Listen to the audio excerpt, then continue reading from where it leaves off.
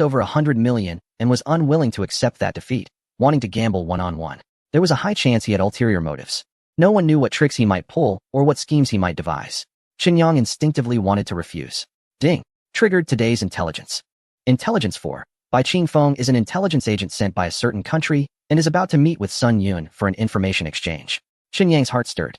The man with gold-rimmed glasses was Bai Qingfeng, the one who was meeting Sun Yun.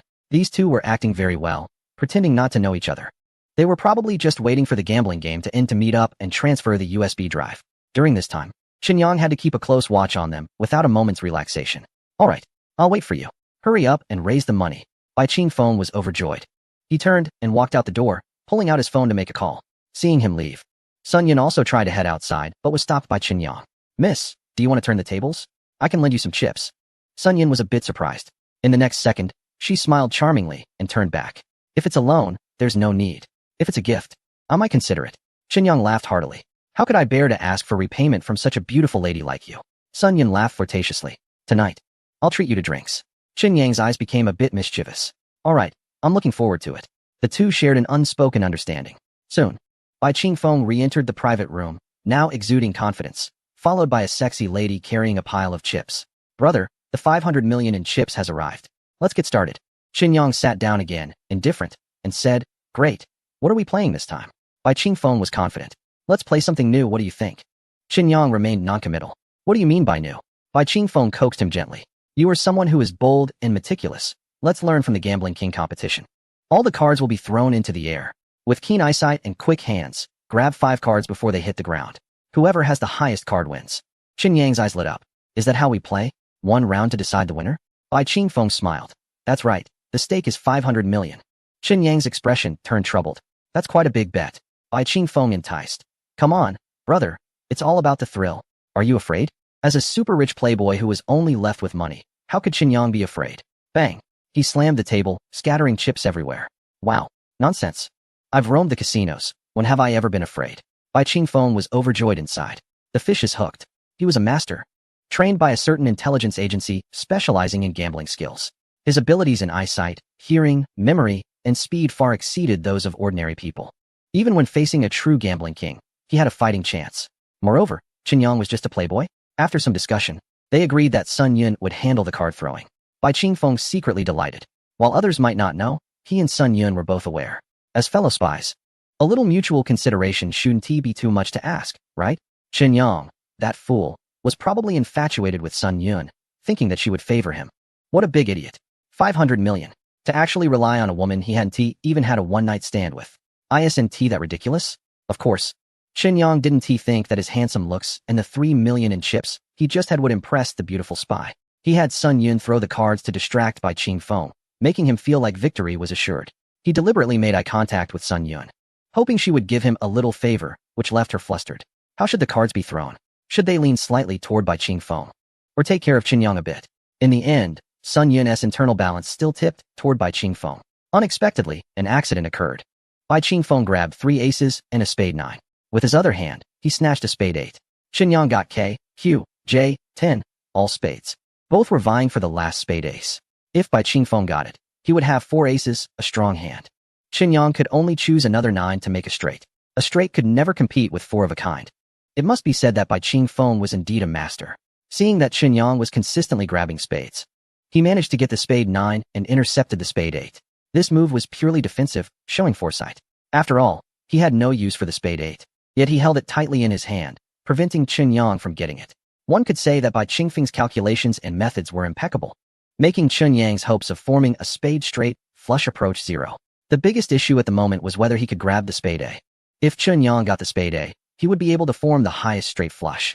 This was his only chance. Bai Qingfeng could only form a full house with 3 aces and 2 9s, which could never beat Qinyang. The atmosphere on site was extremely tense.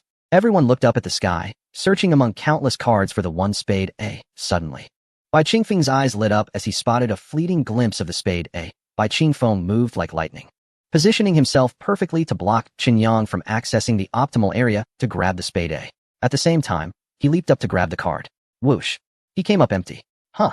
The card seemed to be pulled by a string, drifting significantly to the side. Bai Qingfeng only caught a glimpse of its shadow. Unwilling to give up, He chased after the direction the card floated and leaped again. What the heck? The card drifted again. Can this card fly? In the next second, it really did fly. It floated directly to the side and landed steadily in Chen Yang's hand. Bai Qingfeng was dumbfounded. Everyone on site was astonished. What was going on? This was a skill of Chen Yang's known as taking the stars and the moon. Although he hadn't mastered it yet, snatching a card was still easy for him. Bai Qingfeng was at a loss.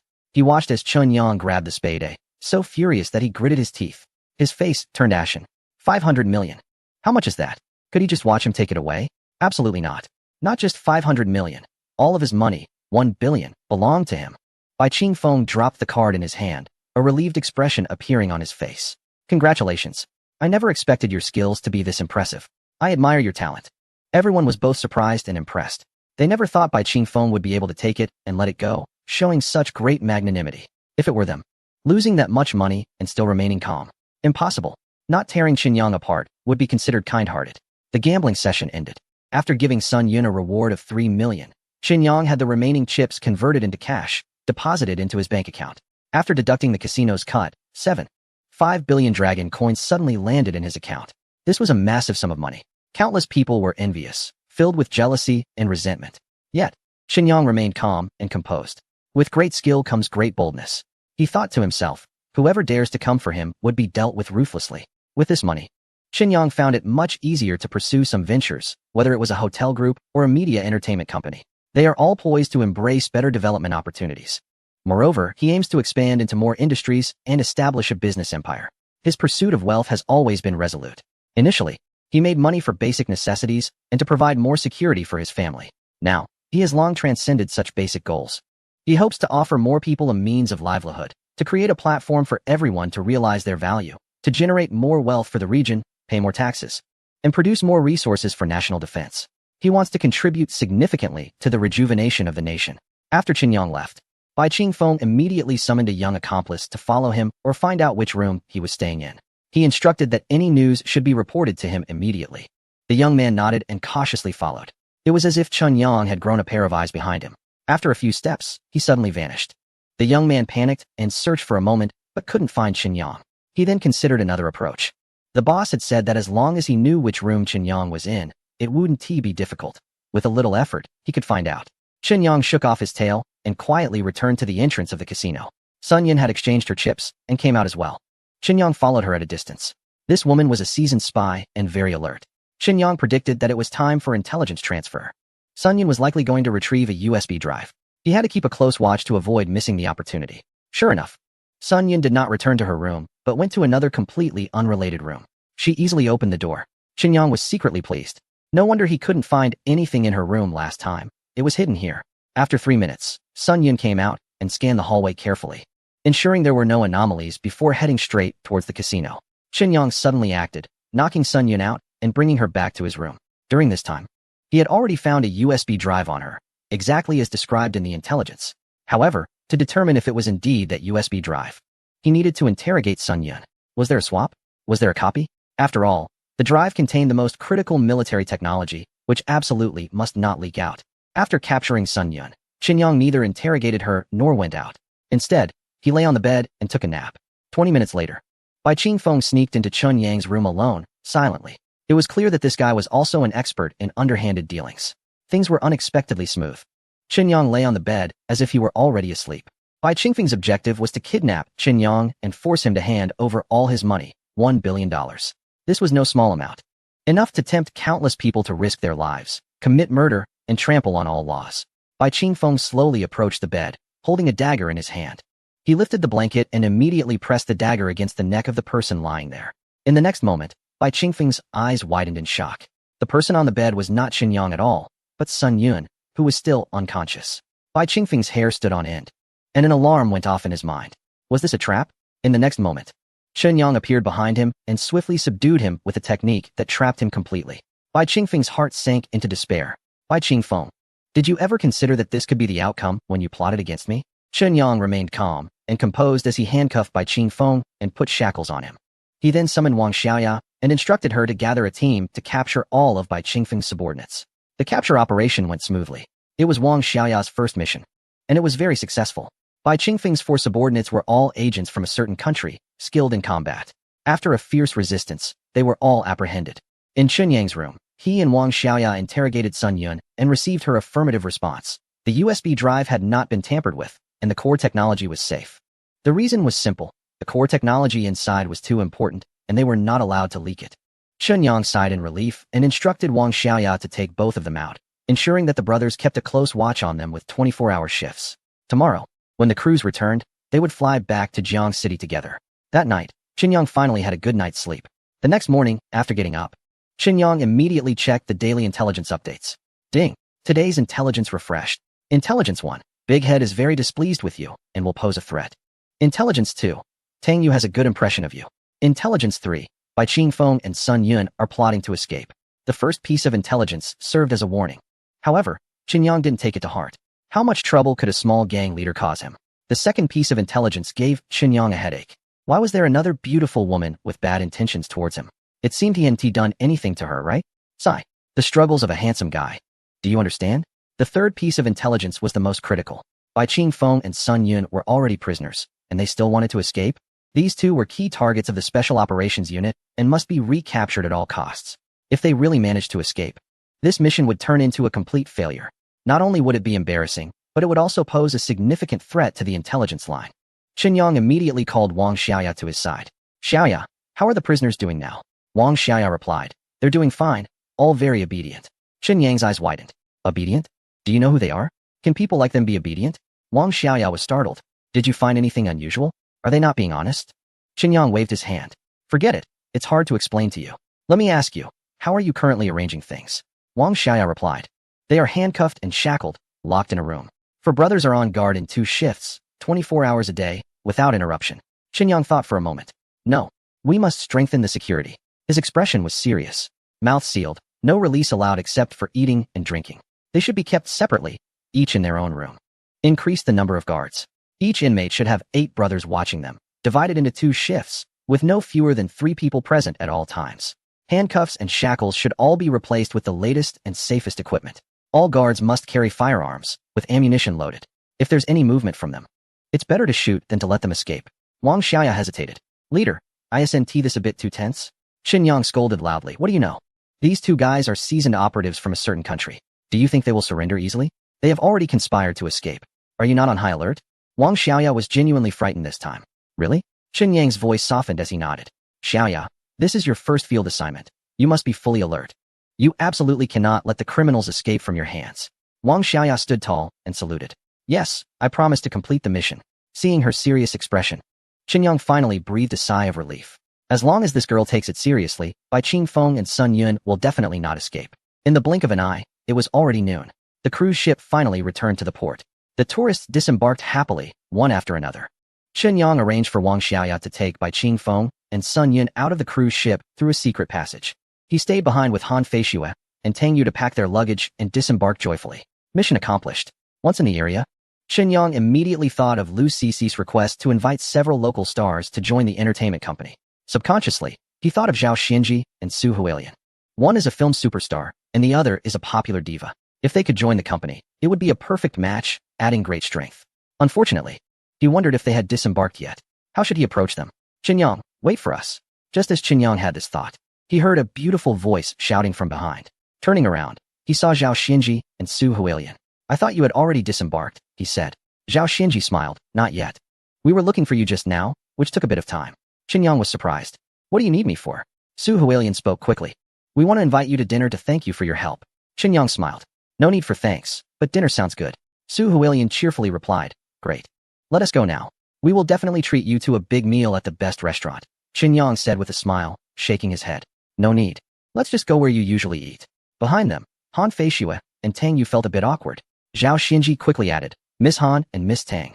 If you are willing, we would love to invite you both as well. Han Feishue looked at Chunyang with some hesitation. Is it really appropriate for us to go? Chunyang chuckled.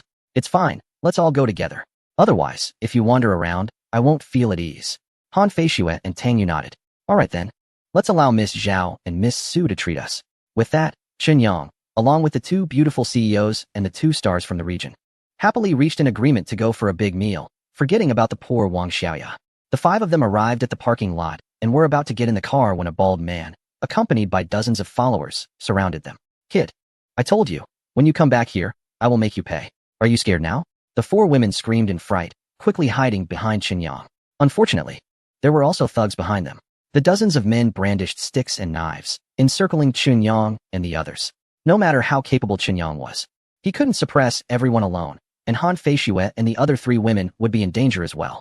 Assessing the situation, Qinyang decided it was best not to resort to violence if possible. He took a couple of steps forward and said, "What do you mean by this, big brother?" The bald man flicked away his cigarette. "But, what do you mean? I want you to kneel down and apologize to me. How dare you act tough with me? Let me show you who's the real boss here." Qinyang remained calm and unbothered. "Come on, give me some face, will you? It's just a little misunderstanding. Do we really need to make it so tense?" The bald man laughed arrogantly. "A little misunderstanding? You showed me no respect on the boat. And now you want me to give you face? Do you think your face is that big?"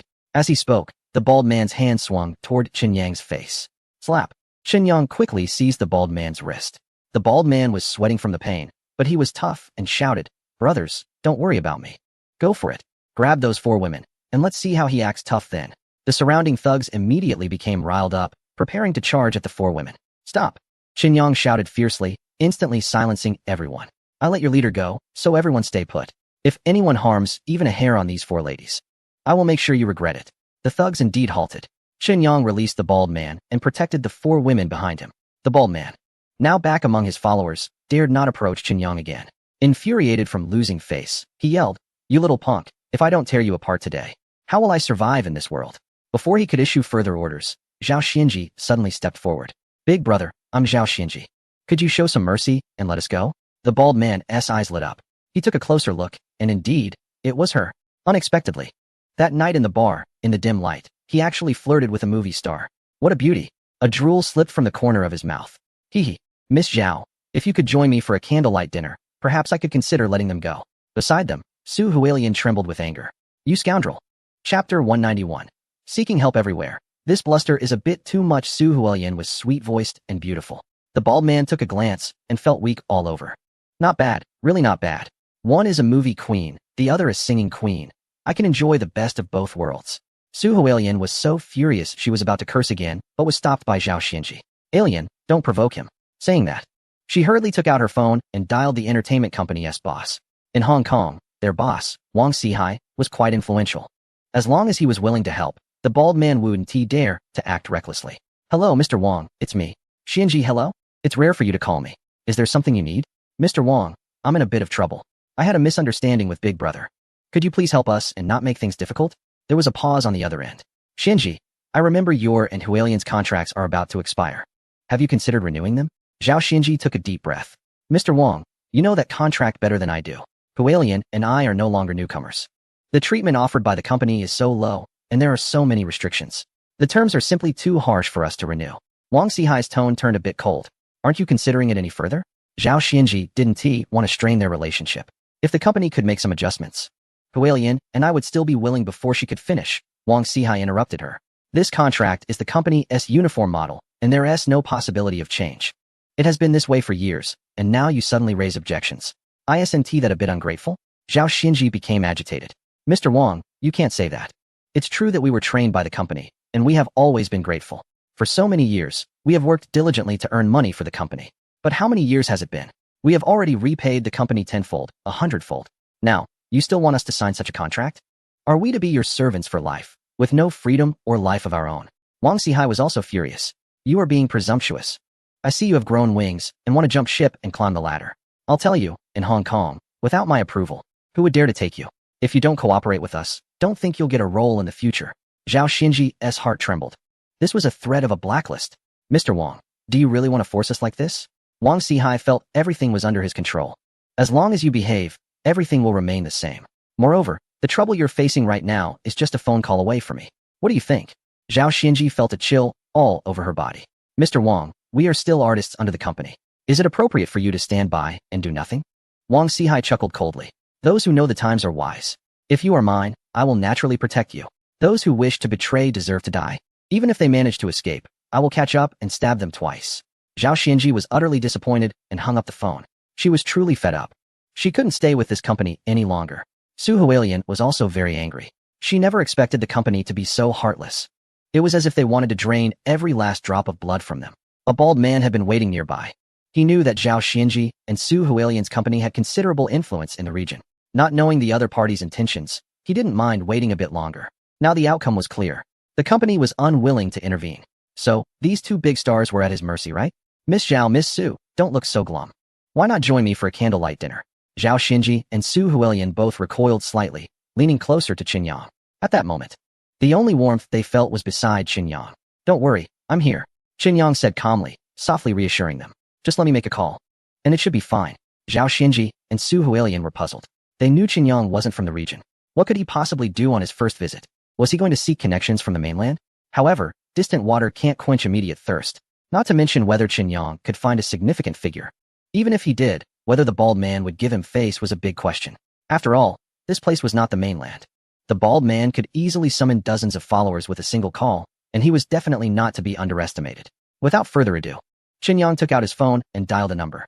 Brother Yang, have you disembarked? On the other end, Yang Shouqing's cheerful voice responded.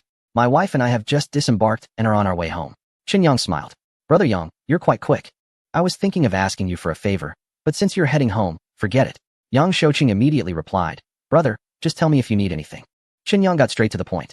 I offended a bald man on the ship, known as Big Head. He surrounded us in the parking lot with dozens of people. Do you know him? Can you help us out? Yang Shouqing thought for a moment. Big Head, I don't know him, but don't worry. I'll be back soon, in half an hour. Tell him to wait for half an hour under my name, or else he'll face the consequences.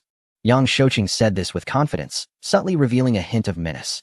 Seeing his enthusiasm, Qin Yang didn't stop him. After hanging up the phone, he approached the bald man. Big Head, my friend says you should wait for him for half an hour. Otherwise, the consequences will be on you.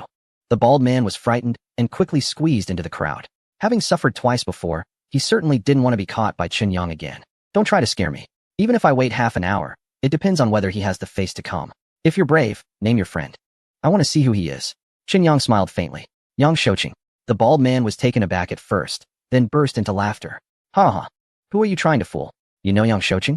I could say I know Li Jiaqing too. At that moment, all the younger brothers around burst into laughter. Ha ha. How ridiculous.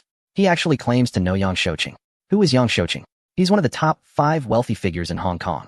Even our boss's boss might not get to meet him regularly, yet this kid says he can call him with a phone call. What a joke. He deserves to be beaten. Han Feishua, Tang Yu, Zhao Xianji, and the others all turned pale. This was really over. They thought Qin Yang could contact a reliable person, but he claimed to have found Yang Shouqing. Yang Shouqing was a well-known wealthy figure, famous nationwide. Even Han Feishua, far away in Jiangcheng, had heard of his reputation. Such a big shot. Could Qin Yang really order him around? He had never even been to Hong Kong. It was highly likely that Qin Yang was just trying to scare the bald man with a big lie. But this was a bit too much. The bluff was about to burst. The bald man didn't believe Qin Yang's nonsense at all. With a wave of his hand, he commanded, Brothers, charge. First, grab those 4 beauties. Chapter 192. There are mountains beyond mountains, and people beyond people. With a command from the bald man, the younger brothers shouted and rushed forward with clubs and knives. Han Feishua, Tang Yu, and the others had never seen such a scene. Ah, help. They're going to kill us. The 4 women screamed in terror, their faces pale. Qin Yang was alone and couldn't keep track of everything. If he wasn't careful, the 4 women could get hurt or even captured. Suddenly, a gunshot rang out, shocking everyone. Everyone fell silent, staring at the person who had fired. Qin Yang? How could he have a gun? The bald man was taken aback. In Hong Kong, no one dared openly carry a gun around. Even during gang wars, they only used clubs and knives. Once guns were involved, the police would crack down hard. It was said that in the mainland, gun control was even stricter. Where did this guy get a handgun? Today, he had really kicked a hardboard. This guy was even more ruthless than him. If things didn't go his way, he'd pull out a gun directly. Could he be a hitman? Countless thoughts raced through the bald man's mind. The 4 women were equally puzzled. Where did Qin Yang get a gun? Especially Han Feishua, who believed she understood Qin Yang very well. No matter what, he had nothing to do with gangsters or hitmen. But, in his hand, he happened to be holding a handgun. How can this be explained? While everyone was dumbfounded, Qin Yang did not waste any time. With lightning speed, he rushed to the bald man's side and knocked him down with a punch. By the time the gang members reacted, the bald man had already turned into a mess. Unfortunately, no one dared to help, because Qin Yang had a gun. Suddenly, a line of vans sped in from a distance. Leading the convoy was an impressive luxury vehicle. The young thugs grew excited. It's Brother Cohen. Brother Cohen is here. With their leader being beaten, they were in a state of panic. Now, the big boss had arrived with countless followers, descending like a divine force. This time, How could that kid be so arrogant? Look what he did to our boss. Can he even recognize him now? A middle-aged man with slicked back hair and a plaid shirt stepped down from the luxury car, followed by over 100 gang members. His aura was incredibly strong. Chunyang released the bald man, who limped over, supported by his followers, and cried out, "Brother Cohen, you have to avenge us." The slick-back man looked confused. "Who are you, pighead?" The bald man felt wronged and cried, "Brother, it's me, Big Head. That guy hit me." The slick-back man suddenly realized, "Oh, it's Big Head." The bald man squinted his eyes, happily saying, "Yes, yes, it's me." Slap. Bang. The slick-back man swung his hand and slapped him. Then he raised his leg and kicked the bald man back to the ground. The bald man was bewildered and shouted in protest, "Brother Cohen, it's me, Big Head. Did you make a mistake?" The slick-back man was still not satisfied. He rushed over and delivered 2 more kicks, causing the bald man to wail, "It's you, you troublemaker. I want to enjoy life for a few more years, with money and beautiful women. Are you trying to get me killed?" The bald man was stunned. After being beaten, he could only cry out in pain and no longer dared to protest. The bald man's followers and the slick-back man's crew were all confused. Big Head had always been one of Brother Cohen's favored subordinates and had never been treated this way before.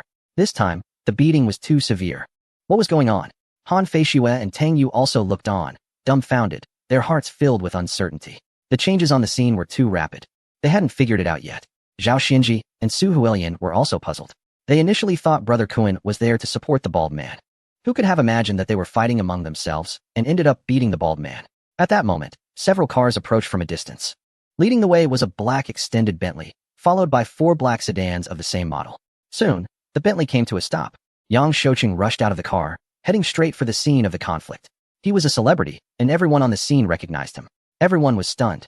Yang Shouqing really came? Could it be a coincidence?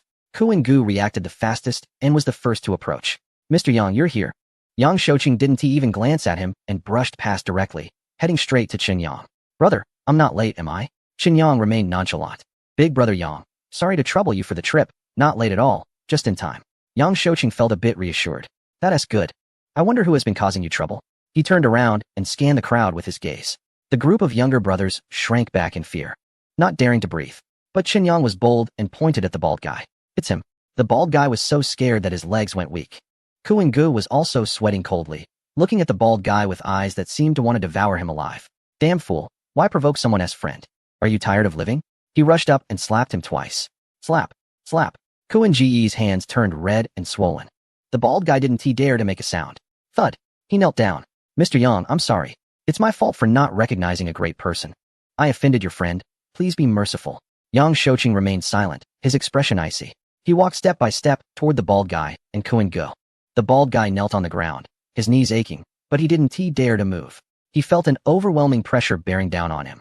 Just a sneeze could lead to his doom. Although Kuan Gu was standing, his legs trembled, and his hands and feet were cold. He was a local tyrant with hundreds of younger brothers, but in front of Yang Shouqing, he felt utterly insignificant. As one of the richest men in the region, how could Yang Shouqing be merely making money? The number of people directly or indirectly living off him was countless. His businesses spanned across the globe. Which of the major gang leaders in the area would respectfully greet him as Mr. Yang? Kuan Gu felt like he was walking on thin ice. "Mr. Yang, this matter is due to my poor supervision. I'm willing to apologize and accept any conditions from your friend. Please have mercy." Yang Shouqing looked at him coldly. Seeing he was somewhat sensible, he huffed lightly. "Let us see what my brother says about this. If he doesn't want to let you off, I'll have you both sunk tonight." Kuan Gu was terrified, trembling all over and barely able to stand. His body swayed. The bald guy had already collapsed on the ground, crying and sniffling. Yang Shouqing shook his head and turned to Chen Yang. "Brother, what is your opinion? How should we handle these two?" Chapter 193, Worth $1 billion. What a great gift. The atmosphere at the scene was extremely tense. The bald guy and Kuan Gu looked at Chen Yang with pleading eyes. The once arrogant tyrant had turned into a pitiful sheep, full of desperation. They hoped to find a chance for survival from Chen Yang's words. The younger brothers observed secretly. With just one word from Chen Yang, the two leaders could become ghosts drowned at sea. In their eyes, the once lofty boss was now in a precarious situation. In the eyes of true big shots, they are even lower than grass.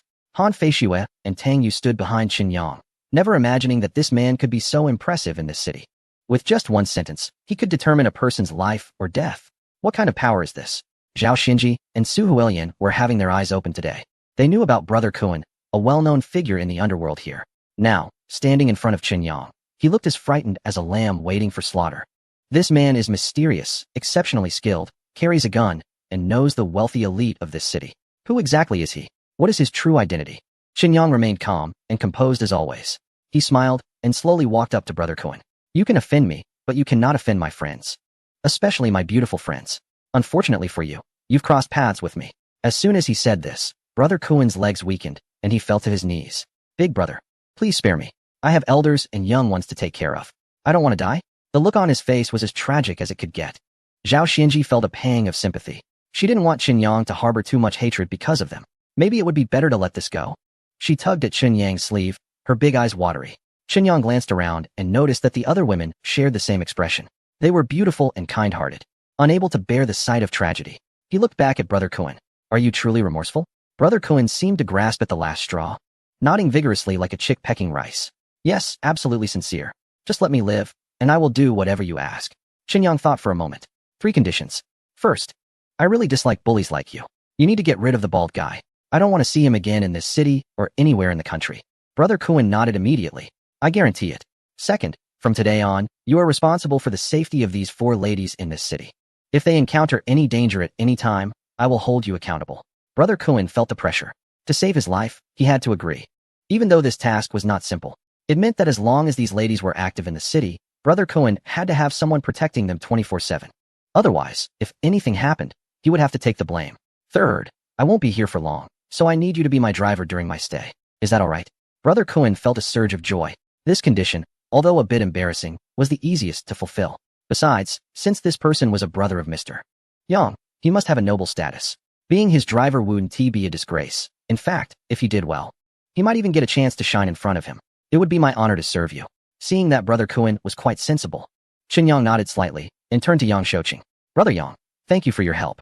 I have a heavy responsibility and am preparing to head directly back to Jiangqing. Yang Shouqing grabbed Qinyang's arm. Little brother, since you're in Xiangjiang, how can you just pass by without coming in? Come on, let's go home. Your sister-in-law insisted that I invite you to sit at our place. She'll cook a few dishes for you, and we can have a few drinks together. Qinyang felt a bit awkward. He wasn't alone. There were a few beautiful women with him. Yang Shouqing was perceptive and immediately extended a warm invitation. These ladies are all friends of my little brother, and they are also my friends. If you don't mind, why not all come together? Zhao Xinji and Su Huilian were thrilled. In Xiangjiang, how many people could receive a personal invitation from Yang Shouqing for a home gathering? They were certainly eager to go. However, this decision wasn't solely theirs to make. They had to consider Qinyang's opinion.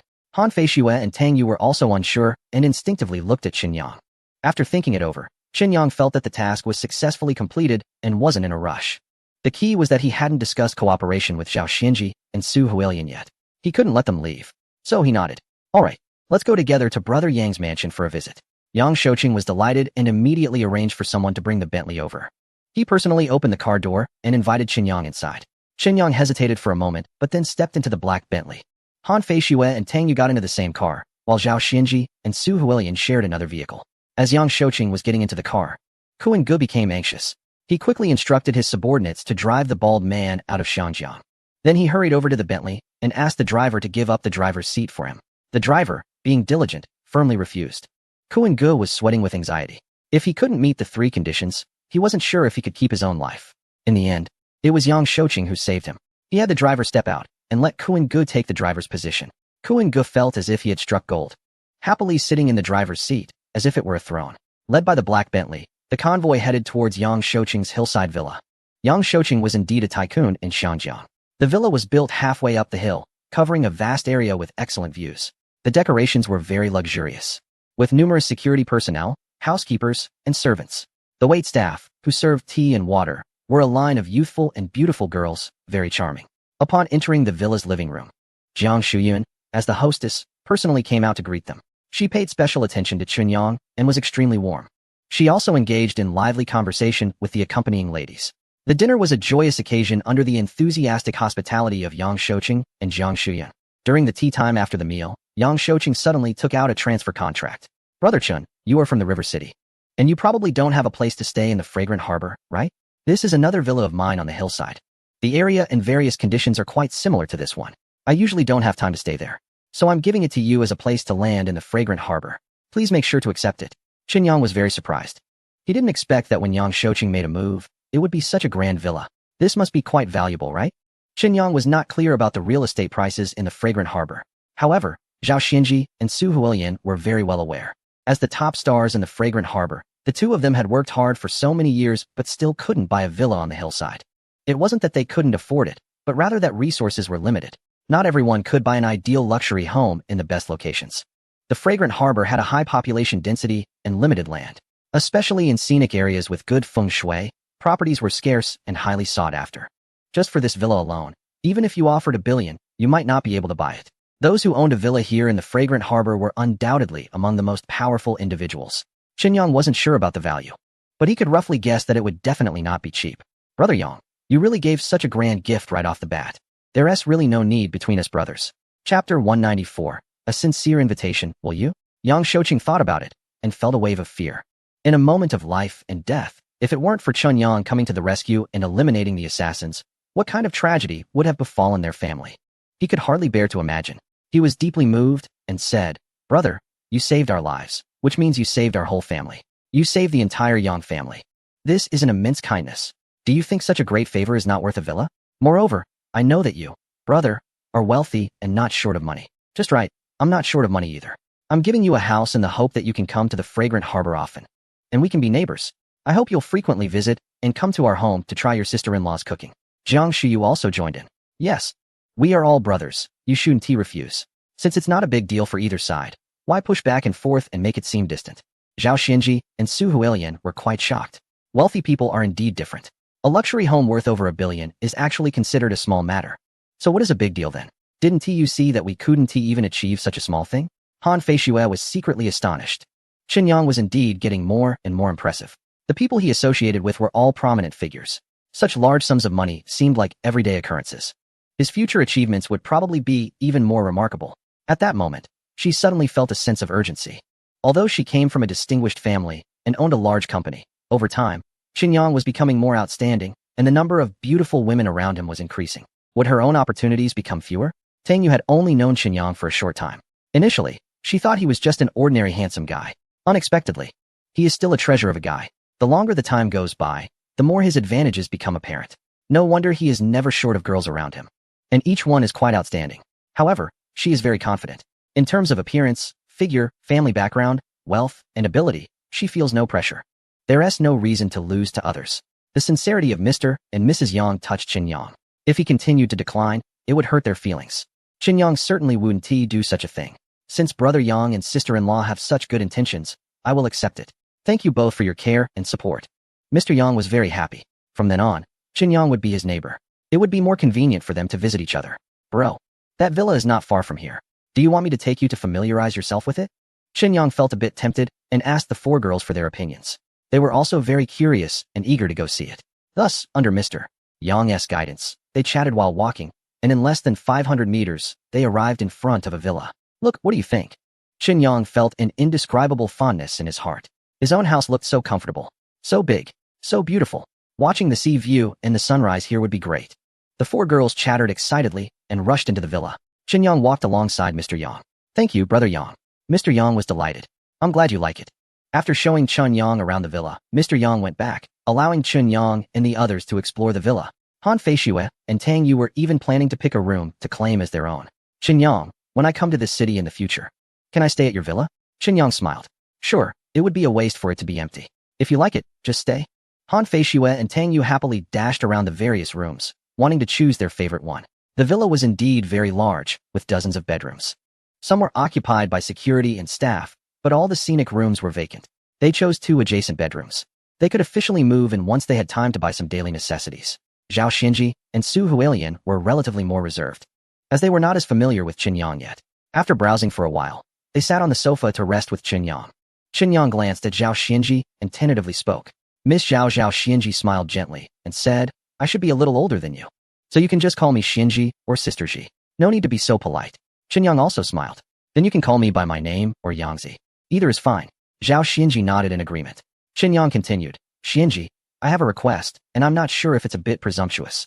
Zhao Xinji smiled softly. Please go ahead. Qinyang opened up about his thoughts. My 2 friends and I have started an entertainment company, and we would like to invite you 2 to join us. I wonder if you would be willing? Zhao Xinji exchanged glances with Su Huilian. She chuckled lightly and said, I wonder what kind of friends they are. What's the name of the company? Qin Yang replied with a smile. You should know my two friends, Lu Cixi and Su Yulan. Our company is called Sun Moon Star Entertainment. Su Huilian couldn't help but exclaim. The Queen of Lu and the Shadow Queen Su.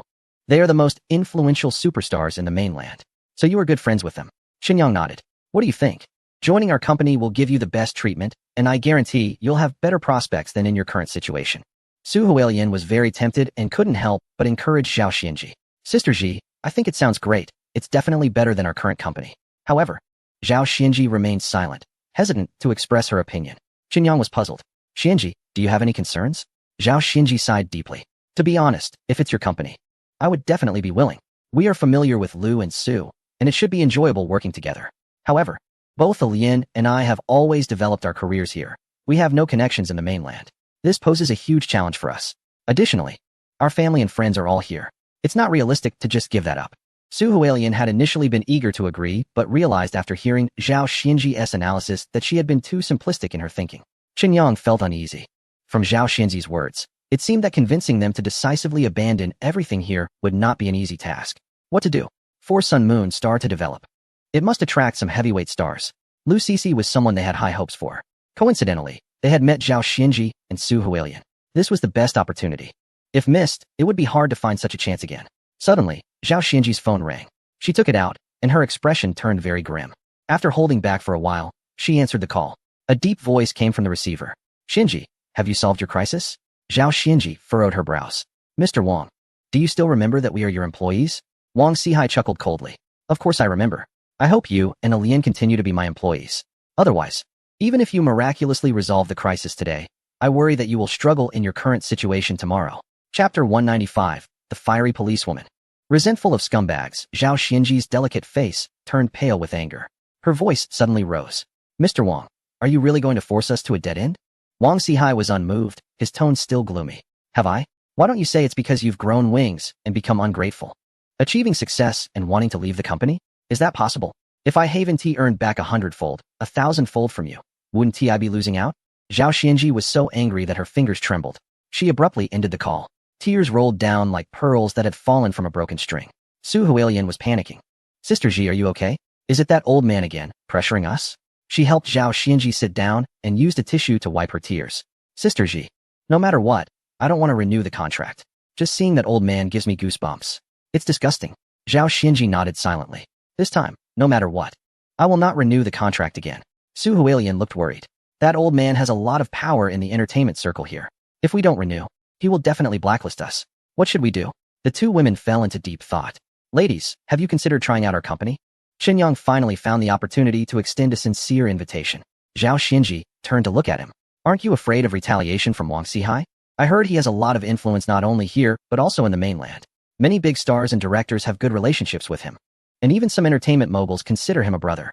Qin Yang smiled nonchalantly. This person does have considerable influence, but as for character, I can't agree. As long as I can win you two over, what's the harm in offending him? Besides, although our company is newly established, we are not easy to bully. If he dares to go against us, I will make him pay for it.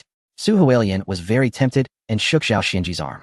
Sister Ji, Zhao Xianji finally nodded. Since Mr. Chun has extended such a warm invitation, I and Alien will rely on you. Qin Yang was overjoyed. He waved his arm vigorously. Great. With your partnership, our company will definitely rise and break through. Zhao Xianji apologetically said, my and Alien's contracts have actually expired, so we can leave at any time. However, our families live here. As long as they are willing, I want to bring them to the mainland with me. Qin Yang understood immediately. No problem. As long as they are willing, once we get to Jiangcheng, I will help arrange jobs for them. Don't worry, besides myself, I have 2 5-star hotels. And I have friends who are presidents of big companies, so I can definitely match their talents and won't let them down. Qin Yang was not exaggerating. His friends, like Han Feishue, Tang Yu, Ding Xiang, and Tang Tianze, were all top executives. Arranging for a few people to start working is a piece of cake. That afternoon, Qin Yang took Zhao Xianji and Su Huilian on the flight back to Jiangxing. Also traveling with them were Han Feishue and Tang Yu. Wang Xiaoya was escorting by Qing Feng and Sun Yun on the same flight. When they got off the plane, it was still early. Qin Yang arranged for Wang Xiaoya to lead the action team to take the 2 spies back to the secret base of Group 3, where Black Tiger was responsible for handling them. He himself drove back to the city with Han Feishue, Tang Yu, Zhao Xianji, and Su Huilian. Before boarding, he had already shared the good news with Lu Cixi. Lu Cece was thrilled and praised Chen Yang's capabilities repeatedly. Two of the most beautiful and popular female stars from a certain region are being welcomed back. Tonight, Chen Yang has reserved a table at the Moon Bay Grand Hotel to treat Zhao Xinji and Su Huilian. Before their accommodations are arranged, they will stay at Moon Bay. As the vehicle drives out of the parking lot and onto the main road, it hasn't even gone a kilometer before a roadblock appears ahead. Police are checking vehicles. Chen Yang then notices that there are roadblocks set up on both sides of the road, and all entries and exits to the airport are being checked. He stops the car and leans out to ask a nearby officer, "Excuse me, what is going on?" The young officer stands at attention and replies, "Sorry. It's a routine check. Please show your ID." Chen Yang hands over his ID. The young officer examines it closely and cross-references it with a device to check network information. 3 minutes later, he returns the ID. Just as Chen Yang is about to drive away, the officer stops him again. "Sorry, but the other passengers also need to show their identification." Chen Yang turns to the beautiful women in the car. Han Feishue and Tang Yu helplessly start searching for their IDs. Zhao Xinji seems a bit panicked. "This is troublesome. I don't have an ID from the mainland. Only one from this region." Chen Yang reassures her, "It's fine. The local ID should work." At that moment, a striking female officer walks over from a distance. She is under 30, over 170 centimeters tall, with an impressive appearance and figure, dressed in a uniform that looks very sharp. She is the most beautiful police officer Chen Yang has ever seen. The young officer respectfully calls out, "Captain." The beautiful officer nods and asks, "What is the situation?" The young officer quickly explains, "Captain, I'm checking their IDs." The beautiful officer glances at Chen Yang, her brows slightly furrowing. This guy looks like he has caused trouble for women before. What a pretty boy. In the next moment, she notices that there are 4 girls in the car, each younger and more beautiful than the last. Wow, he really is a scoundrel. Instantly, her expression turns cold. "Who are you? What is your relationship with these girls?" Chen Yang feels a bit confused. "Why does it feel like you're seeing an ex? I didn't break up with you. Why are you so angry?" He explains, "I'm the owner of an entertainment company. 2 of them are my friends, and the other 2 are artists under my company." The beautiful officer's expression grows even more disdainful. "So you are a scumbag. I've long heard about the hidden rules in the entertainment industry. Today, I finally see it firsthand. Everyone must show their IDs," she states. Chen Yang replies, "My ID was checked just now." The beautiful officer glares at him. "Is it a problem to check it again?" Chen Yang helplessly retrieves it once more and hands it to the officer. She takes all 5 IDs and gives them a quick glance. "You all get out of the car. I need to conduct a thorough inspection." Chen Yang is infuriated. From the moment they met, this woman has been unreasonable. He seriously suspected that the other party was taking personal revenge. "On what basis? We abide by the law. Why should you make us get out of the car?" The beautiful policewoman's gaze turned cold as she looked sternly at Chen Yang. "There are 2 of you from a certain region. Let me verify the information in detail. Is there a problem? If you have nothing to hide, what are you afraid of? Are you trying to obstruct official duties and hinder law enforcement?" Both sides were at a standoff. The beautiful policewoman stood with righteous authority, while Chen Yang remained unyielding. Suddenly, 3 police cars approached from a distance, and a team of armed riot police rushed down, led by a middle-aged officer, straight towards Chen Yang. Chapter 196, Sudden Gunfight, Major Case Alert. Bang, bang, bang. A fully armed team of police, holding shields and firearms, charged forward with a menacing aura. Chen Yang's pupils contracted. "What the heck? Is this really necessary? I only had a few words with the policewoman, and you deploy such a large force? Am I being treated like a terrorist? Stop." The middle-aged officer ran to the policewoman and saluted. "Captain Du, reinforcements have arrived, and everything is ready. Let's start the thorough investigation." The beautiful policewoman returned the salute, her expression still serious. 10 minutes later, the investigation began. "Yes," the middle-aged officer replied, allowing the armed police to take a short break. As he turned around, he suddenly saw Chen Yang and was taken aback. "Are you Chen Yang?" Chen Yang was stunned. "Captain Zhang?" Indeed, the person before him was Zhang Jinshan, who had been promoted to deputy captain of the criminal investigation team. Seeing Chen Yang again clearly pleased Zhang Jinshan. "Brother Chen, long time no see." After glancing at the beautiful policewoman, Zhang Jinshan slapped his forehead. "Chen Yang, let me introduce you. This stunning beauty is our criminal investigation team's captain, Du Bingbing, who excels in both beauty and intelligence, as well as marksmanship and combat skills." He turned to the beautiful policewoman. "Captain Du, this is Chen Yang, a warm-hearted citizen who has assisted the police in solving major cases multiple times and has been highly commended by the Bureau." Chen Yang exchanged a glance with Du Bingbing, both showing a hint of shock. Chen Yang did not expect that such a beautiful policewoman was the head of the criminal investigation team. Moreover, according to Captain Zhang's description, she was also an expert with firearms and a martial arts master. Truly, one should not judge by appearances. Du Bingbing was also surprised. This guy, a scoundrel, is actually a warm-hearted citizen praised by the Bureau? Is there a mistake? Right, there's a reward for reporting. He must be after the hefty prize. She couldn't believe that someone like Qin Yang would uphold fairness and justice, protecting the public. Captain Du, since we are all on the same side, could you please return our identification? Qin Yang felt that the situation was unsafe and wanted to leave as soon as possible. In the country, peace and prosperity reigned everywhere, and such large-scale operations were rare. Moreover, they had brought a large number of armed police, clearly aiming to capture dangerous criminals. The exact number was unclear. However, there are definitely firearms, and even explosives and grenades. Otherwise, the police wouldn't need to mobilize so much. It feels like facing a formidable enemy. If it were just Qin Yang alone, he wouldn't worry at all. But now, he is accompanied by 4 beautiful women, all delicate and seemingly weak. If they encounter criminals, the consequences would be unimaginable. Who said you're one of us? Du Bingbing coldly retorted, completely ignoring Qin Yang's attempt to be friendly. Zhang Zhanshan felt awkward. Du team, Qin Yang isn't a bad person. How about letting them go? Du Bingbing's gaze was sharp as a knife. Who can guarantee he isn't a bad person? I find him very suspicious. A man bringing 4 beautiful women. Is that typical behavior for a normal man? Zhang Zhanshan disagreed. He had seen the 4 girls in the car, one of whom he recognized. The first time he met Qin Yang was during a fraud case involving a scumbag, and one of the victims was sitting inside, Han Feishua, a wealthy heiress driving a white Porsche. It was entirely possible that Qin Yang became friends with her. Hence, he knew Du Bingbing was deliberately picking a fight. Du team. Zhang Zhanshan wanted to negotiate further. Suddenly, a series of gunshots rang out in the distance. One police officer was shot and fell to the ground. Take cover and retaliate. Du Bingbing immediately ducked behind a car and loudly directed the others. Zhang Zhanshan reacted quickly, rolling to the side and hiding behind the vehicle. Then raised his gun to start shooting back. All the police officers took cover and began firing at the criminals. Qin Yang quickly glanced around. There were a considerable number of armed criminals, all masked and armed. Quick, crouch down and follow me. Qin Yang led the 4 women quickly to a safe area. After leaving the combat zone, Qin Yang was still uneasy and returned to the scene. These criminals had powerful firepower, and the police were caught off guard, likely suffering heavy casualties. Why haven't you left? Du Bingbing looked up and saw Qin Yang, her face turning red with anger. I sent them away and came back to see if there's anything I can help with. Qin Yang replied confidently, which made Du Bingbing furious. There's a gunfight happening here. What can you possibly help with? You're just adding to the chaos. Go back. Bullets don't have eyes. Suddenly, Qin Yang pulled a gun from his pocket and pointed it at her head. Du Bingbing was startled. So you also bang. Qin Yang pulled the trigger. The gun fired. A bullet accurately hit one of the criminals in the forehead. Du Bingbing broke into a cold sweat. Looking back, she saw a masked criminal lying 5 meters away from her. If it hadn't been for Qin Yang's shot just now, she would have definitely been killed by the criminal. Du Bingbing was stunned. How did he have a gun? Why was his shooting so accurate? If he hadn't saved me just now, the one lying on the ground would surely have been me, right? What are you standing there for? Qin Yang rushed over and slapped Du Bingbing on the shoulder. Think of a way to capture the criminals.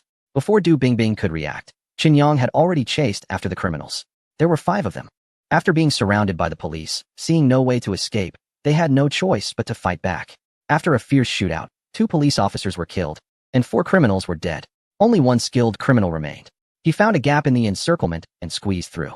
Zhang Zhanshan, with sharp eyes, pursued him relentlessly, staying right behind. They had already run over 1,000 meters. Du Bingbing was anxious. Hurry, we can't let Lao Zhang take risks. A group of people, led by Du Bingbing, chased after them. Unfortunately, aside from Du Bingbing and a few skilled individuals, the others not only failed to close the distance, but also fell further behind. The last criminal was indeed a master. He noticed someone was always trailing behind him and was very angry. If he didn't get rid of this person, it would be difficult for him to escape the police's pursuit. He dashed into a small grove and hid. Zhang Zhanshan was an experienced police officer. Seeing the criminal enter the grove, he furrowed his brow and slowed his pace. Don't chase a desperate foe. Avoid entering the woods. There was wisdom in that. However, as a police officer, he could not allow a dangerous armed criminal to escape. Crouching down and holding his gun, Zhang Zhanshan cautiously stepped into the grove. There were many dead branches and leaves, which he carefully avoided to prevent making noise. Suddenly, he stopped. A tremendous sense of impending doom loomed behind him. Don't move. If you do, I'll blow your head off. In the grove, Zhang Zhanshan's hair stood on end. Having lived on the edge of life and death for years, he had an inexplicable instinct for danger. At that moment, he knew very clearly that a gun was aimed at the back of his head. Any slight movement would result in a bullet piercing his scalp, shattering his skull, and turning his brain into mush. The overwhelming terror left no room for complacency. However, as an experienced police officer, how could he just surrender? Countless plans raced through his mind. Throw the gun away. The criminal behind him offered no chance. Any hesitation would result in immediate gunfire. Without hesitation, Zhang Zhanshan threw away his gun. The criminal felt a bit more at ease. He kicked the handgun away and crouched down with his hands on his head. "Don't try any tricks, or I'll shoot you." Zhang Zhanshan complied, raising his hands and slowly crouching down. The criminal was quite satisfied. Now he hesitated. Should he kill this officer with one shot and quickly make his escape? Is he still holding that police officer hostage, forcing the authorities to spare him? His other companions have already been taken out by the police. He is all alone now. If he makes the wrong choice here, his chances of survival are slim.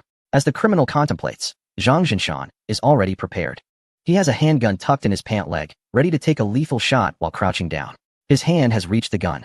All he needs to do is draw it from his pants and catch the criminal off guard, taking him down with a single shot. Hurry, hurry. The person must be nearby. There's a small grove over there. They're likely hiding inside. Everyone be cautious. In the distance, the voices of Du Bingbing and her subordinates can be heard. Bang. The criminal suddenly fires, aiming directly at the back of Zhang Zhanshan's head. Just then, Zhang Zhanshan hears the sound and accelerates his movements. As he draws his gun, he also lowers his head, unintentionally dodging the lethal shot. A small tuft of hair flutters in the wind. Zhang Zhanshan's scalp tingles. Damn, that was close, almost got hit. Instinctively, he rolls to the side, avoiding the second bullet. The criminal is a bit surprised. How did that last shot miss? But he is also a skilled fighter, quickly adjusting his aim and firing again at Zhang Zhanshan. Bang! The bullet narrowly grazes Zhang Zhanshan's waist and hits the ground. Zhang Zhanshan continues to evade. Oh no! He slips on the hard shell of a wild fruit and falls to the ground, becoming a sitting target. A cold smile flashes in the masked criminal's eyes as he turns the gun towards Zhang Zhanshan's head. He is a skilled marksman, under normal circumstances. He wouldn't waste a shot on the body. At such a close range, with his shooting ability, he is guaranteed to hit the head. Outside the small grove, 2 gunshots ring out in succession. Du Bingbing and the others feel alarmed. A gunfight is happening inside, and they have no idea how Zhang Zhanshan is faring. The last criminal is agile and has excellent aim. Zhang Zhanshan, being older, has seen a decline in both his physical condition and reflexes. He has probably no match for the criminal. Unfortunately, they can only feel anxious and rush towards the grove with all their might. Bang! A third gunshot sounds. The masked criminal's hand shakes, and the gun drops to the ground. He has been shot in the wrist, and blood flows freely. He clutches his injured right wrist and hides behind a nearby tree. Who is it? Who is hiding there? A young man steps out from behind a large tree. It's Chen Yang. Worried that Zhang Zhanshan might be in danger, he hurriedly made his way to the scene of the gunfight, arriving just before Du Bingbing, and saving Zhang Zhanshan's life. The reason he shot the wrist instead of the head or heart was primarily to capture the last criminal alive for interrogation. Zhang Zhanshan sees that his rescuer is Chen Yang, and his eyes widen in shock. How does Chen Yang have a gun? He remembered that Chen Yang was neither a police officer nor a soldier. This was not a place with rampant gun violence. The regulations regarding firearms in the country were very strict. Ordinary people simply could not carry guns. If caught, it would be illegal possession of a firearm, and legal consequences would follow. Captain Zhang, I have already hit the criminal's wrist. Let's try to capture him alive. Chen Yang's expression was very calm, showing no panic at the thought of injuring someone with a gun and being seen by law enforcement. He looked like a seasoned veteran. Zhang Zhanshan nodded subconsciously. Good. The 2 of them moved toward the direction of the criminal, one on the left and one on the right. Unfortunately, when they reached the large tree where he was hiding, they found no one there, only a few drops of red blood on the ground. As they were preparing to pursue, Du Bingbing and her team arrived. Old Zhang, are you okay? Whose blood is this? Zhang Zhanshan shook his head. I'm fine. This is the criminal's blood. I was in danger just now, and Chen Yang saved my life. He hit the criminal's wrist, and now the threat is almost gone. We can capture him alive. Du Bingbing had seen Chen Yang's shooting skills and nodded to him in appreciation. You're not a police officer. It's very dangerous here. Hurry and withdraw from the grove. We will handle the subsequent actions. Chen Yang saw that they had 4 or 5 people against 1 criminal, so he prepared to withdraw. Ding! Triggered today's intelligence. Intelligence 4. Zhang Zhanshan is in danger. Clicking on the intelligence, he saw that during the next operation, Zhang Zhanshan would confront the criminal head-on and be shot 3 times, leading to his immediate death. Chen Yang was shocked. It seemed that old Zhang was destined to face this calamity. He had just saved him once, and it still hadn't been resolved. No. He could not withdraw from the operation yet. Otherwise, Zhang Zhanshan would surely die. Captain Du, I want to join you in capturing the criminal. After all, I've fought with the criminals a few times and am familiar with them. Plus, you don't have many people. My presence can add strength. However, Du Bingbing firmly disagreed. No, you're not a police officer and have no law enforcement authority. Moreover, we can't put you in danger. If something goes wrong, who will take responsibility? For Zhang Jinshan's sake, Qinyang certainly wouldn't give up. I don't need you to be responsible for my safety. Don't worry, I will take care of myself. Du Bingbing's eyes narrowed, her gaze filled with scrutiny as she focused on Qinyang. Why do you insist on participating in the operation? Who exactly are you? Why do you have a gun? As soon as she said this, the surrounding police officers became highly alert, their guns subtly aimed at Qinyang. Zhang Jinshan was sweating in anxiety. Regardless of Qinyang's identity or why he had a gun, at least just now, he had genuinely saved his life. Captain Du, let's talk this over calmly. The atmosphere at the scene was extremely tense, led by Du Bingbing. All the officers subtly surrounded Qinyang. Bullets were chambered, and guns were aimed. If the situation went awry, they would pull the trigger immediately. Throughout it all, Qinyang remained calm. In a steady and sincere tone, he explained to Captain Du Bingbing, Captain Du, there's no need for you to be so wary of me. I already mentioned that I joined the operation to assist you. As for the rest, I don't wish to elaborate. Of course, Qinyang understood that to participate in the operation, he needed to show some form of assurance. Otherwise, Du Bingbing would certainly not agree. Therefore, he took out a document from his pocket. This is my firearm license. My ownership and use of firearms are completely legal, authorized by the relevant authorities. Du Bingbing remained vigilant, carefully taking the document and examining it closely before passing it to Zhang Jinshan for verification. The authenticity of the document was beyond doubt. However, the confusion in their eyes did not diminish. Instead, it intensified.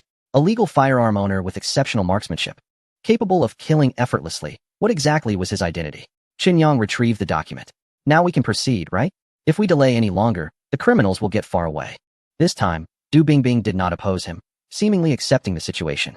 The group formed several search teams and quickly pursued the direction the criminals had fled. Naturally, Qinyang teamed up with Zhang Jinshan, rapidly advancing ahead and leaving the other teams behind. Du Bingbing was both surprised and doubtful, feeling a twinge of resentment. Why were they moving so fast? She wanted to pick up the pace, but, unfortunately, her companions couldn't keep up with Qinyang and Zhang's rhythm. Leading the way, Qinyang and Zhang Jinshan raced for 2 kilometers into a denser forest. This was a suburban forest park, rarely visited by people. As they entered the woods, visibility instantly diminished. Captain Zhang, be careful and don't go too fast, Qinyang warned, concerned for Zhang Jinshan's safety. Zhang Jinshan understood the danger and slowed his pace to match Qinyang's. After chasing for so long, how far do you think the criminals are from us? Qinyang lowered his voice. I think they should not be far now. Zhang Jinshan ceased speaking, moving quietly and alertly observing his surroundings. After advancing another 500 meters, Qinyang gestured for Zhang Jinshan to stop. The two focused intently, and indeed, they heard footsteps ahead, just a few dozen meters away. Zhang Jinshan's eyes lit up as he raised his gun and rushed forward. Qinyang wanted to stop him, but it was too late. Moreover, he couldn't make a sound and risk exposing their position. He hurried to catch up. Zhang Jinshan moved swiftly, sprinting to within a mere dozen meters of the criminals. The criminals noticed their pursuers and quickly ducked behind a large tree. Knowing that the criminal's wrist was injured and unable to fire, Zhang Jinshan charged straight over to the tree. A dark gun muzzle was aimed at his chest. Damn, this guy has another gun. His right hand was injured, but he held the gun steadily with his left hand. Bang! The masked assailant was indeed a skilled opponent, shooting without hesitation. Instinctively, Zhang Jinshan jumped behind a large tree at the first sight of the gun. Zhang Jinshan, who had rolled to the ground, covered his shoulder, blood seeping through his fingers and staining his outer garment red. He still wanted to escape, but how could the assailant let him go? With a swift move, the assailant chased after him, raising his gun. Bang! The assailant was shot in the chest and fell straight down. Zhang Jinshan had been in despair, but unexpectedly, Qinyang appeared again and saved his life. Unfortunately, the assailant was unlucky and was hit in the heart, dying instantly. Thank you. You saved my life again. Zhang Jinshan looked at Qinyang with gratitude. In the moment before death, time seemed to freeze. He thought of many people and things, even recalling some minor events from many years ago clearly. Of course, what worried him the most were his wife and child. If he died, how would they survive? At that moment, he was filled with regret. He shouldn't have been reckless and rushed in first. He should have waited for Qinyang to join him, attacking from both sides to ensure success. Don't mention it. Just treat me to a meal sometime. Qinyang waved his hand, squatting down to check the masked assailant's identity. With a swift motion, he pulled off the mask, revealing a Western face. He looked at Zhang Jinshan, puzzled. What's going on? A Western-armed assailant appeared in our country? Zhang Jinshan, however, was unfazed. I saw that the previous 4 assailants were also Westerners. Moreover, most of the recent murder cases involved Western faces. The few Easterners were likely traitors bought by Westerners. Qinyang was even more shocked and was about to ask further when Du Bingbing arrived with her team. Upon seeing the assailant dead, her sharp gaze turned to Qinyang and Zhang Jinshan. How did he die? Wasn't he injured in the wrist? and unable to resist? Who killed him? Qinyang naturally wouldn't let Zhang Jinshan take the blame. Calmly, he said, I shot him. Du Bingbing's beautiful face instantly turned cold and serious. Why did you kill him? Don't you know he was the last living witness? Now that you've killed him, how can we interrogate? Zhang Jinshan quickly explained, Captain Du. This isn't Qinyang's fault. I was eager to achieve results and fell into an ambush. I didn't expect this guy to have another gun, and he could shoot with his left hand as well. If it weren't for Qinyang shooting in time, I might already be dead. Only then did everyone notice that Zhang Jinshan had been shot in the shoulder and quickly inquired about his safety. Du Bingbing's face remained cold, and she didn't pursue the issue of why the assailant was killed any further. Qinyang felt a bit down. After greeting Zhang Jinshan, he quickly left. After walking a short distance, he noticed someone was chasing after him. Turning around, he was surprised to see Du Bingbing. Wait a moment. Du Bingbing was running a bit fast, panting and holding her elevated chest. Why are you in such a rush? Qinyang said nonchalantly. I feel like I'm not a very popular person. I don't want to cause trouble for others, and I don't want to feel suppressed, so of course, I want to leave quickly. Du Bingbing fell silent for a moment. I'm sorry, my words earlier were a bit too much. I hope you won't take it to heart. Qinyang shook his head lightly. There was nothing to take to heart. Du Bingbing was quite displeased. She was the flower of the police station, known as the most beautiful woman in the entire police system of Jiangqing. Many men obeyed her every word, and many handsome guys lined up to pursue her. After just a few probing questions, this guy showed obvious impatience. Didn't he know that beautiful women have privileges? She initially thought about turning around and leaving, but talent was rare. After holding back her frustration, she decided to extend an invitation instead. You have great skills and accurate shooting. I hope you can join our criminal police team and become an honorable detective. Qinyang looked at Du Bingbing strangely. Was this beauty always so full of herself? He answered her with just 3 words, not interested. Du Bingbing was not someone who easily gave up. Don't you want to catch criminals, protect the public, and contribute to the country? Qinyang shook his head. Contributing to the country doesn't necessarily have to mean being a detective. Du Bingbing remained persistent. If you're willing to join the criminal police team, I can help you apply for the best benefits. Qinyang's expression became a bit unnatural. I don't care about the benefits. The reason I refuse is that my identity is not suitable. Du Bingbing was taken aback. What is your identity? Why is it not suitable? Qinyang was quite impatient with the question. No comment. Du Bingbing felt a tightness in her chest. That was quite a blow. She was speechless for a while. Meanwhile, Qinyang was still fixated on the case. Captain Du, can you tell me? Who are these criminals? What case are they involved in? As a special operations personnel, Qinyang had an inexplicable alertness towards special cases. This case was definitely not simple. Perhaps it couldn't be resolved just by detectives. Du Bingbing rolled her eyes at him. No comment. All right then. Instant karma. This beauty really was not someone to offend. Since they weren't on the same page, Qinyang said no more, waved his hand, and left the scene directly. He found Han Feishue and her 3 friends, drove them to the Moon Bay Grand Hotel, and booked a luxurious private room, treating them to fine food and drinks to welcome Zhao Xianji and Su Huilian. As heavyweight stars arrived, Lu Cixi and Su Yulan also came over to welcome them. The big boss returned from Xiangjiang, and Zhuo Hongmei personally came to accompany them. A delightful dinner was enjoyed, filled with stunning beauties in the entire private room. Zhao Xianji and Su Huilian were left in awe. Indeed, the new boss was surrounded by gorgeous women. The 2 of them found themselves at a disadvantage among them. After the banquet, Qinyang arranged for the hotel staff to drive Han Feishue and Tang Yu back home separately. During this time, Zhuo Hongmei repeatedly tried to report on work matters, but was stopped by Qinyang. He mentioned that there was no time to discuss hotel matters tonight, as he had a small meeting to attend for a related company shortly. He assured her that he would come over tomorrow morning to handle hotel affairs. Zhuo Hongmei nodded and personally led Qinyang and the others to Zhao Xianji's presidential suite before leaving on her own. The suite was spacious and fully equipped with various facilities. There was a high-end reception room where Qinyang, along with Lu Cixi, Su Yulan, Zhao Xianji, and Su Huilian, sat together, sipping tea and discussing the recent work plans for the entertainment company. Lu Cixi and Su Yulan first took turns to introduce the company's recent developments. They had recruited some new talents and were currently conducting training. They had also invited several top agents and capable directors to join the company, investing in advanced equipment for film and music production, which cost a significant amount. Qinyang asked if there were any shortcomings or difficulties the company was facing. Lu Cixi thought for a moment and replied that they were temporarily lacking mid-tier artists and needed to continue scouting for talent. Additionally, she and Yulan were planning to launch some film and television projects, record and promote music albums, and organize large concerts. However, they had yet to secure investors or advertising sponsors. Su Yulan added a few more points. Qinyang then turned to Zhao Xianji and Su Huilian, stating, "You are both top stars, and if you join our company, I will provide you with the best treatment. If you are willing to invest, I can also promise you a stake in the company. I hope we can work together sincerely to manage the company well. Do you have any suggestions regarding the company's current development? Zhao Xinji was both surprised and touched. She expressed gratitude for the recognition and trust. Regarding the investment, she mentioned they would discuss it further once they had made a decision. As for the company's operations, she had no additional comments, but noted that she knew many people in the industry in the area.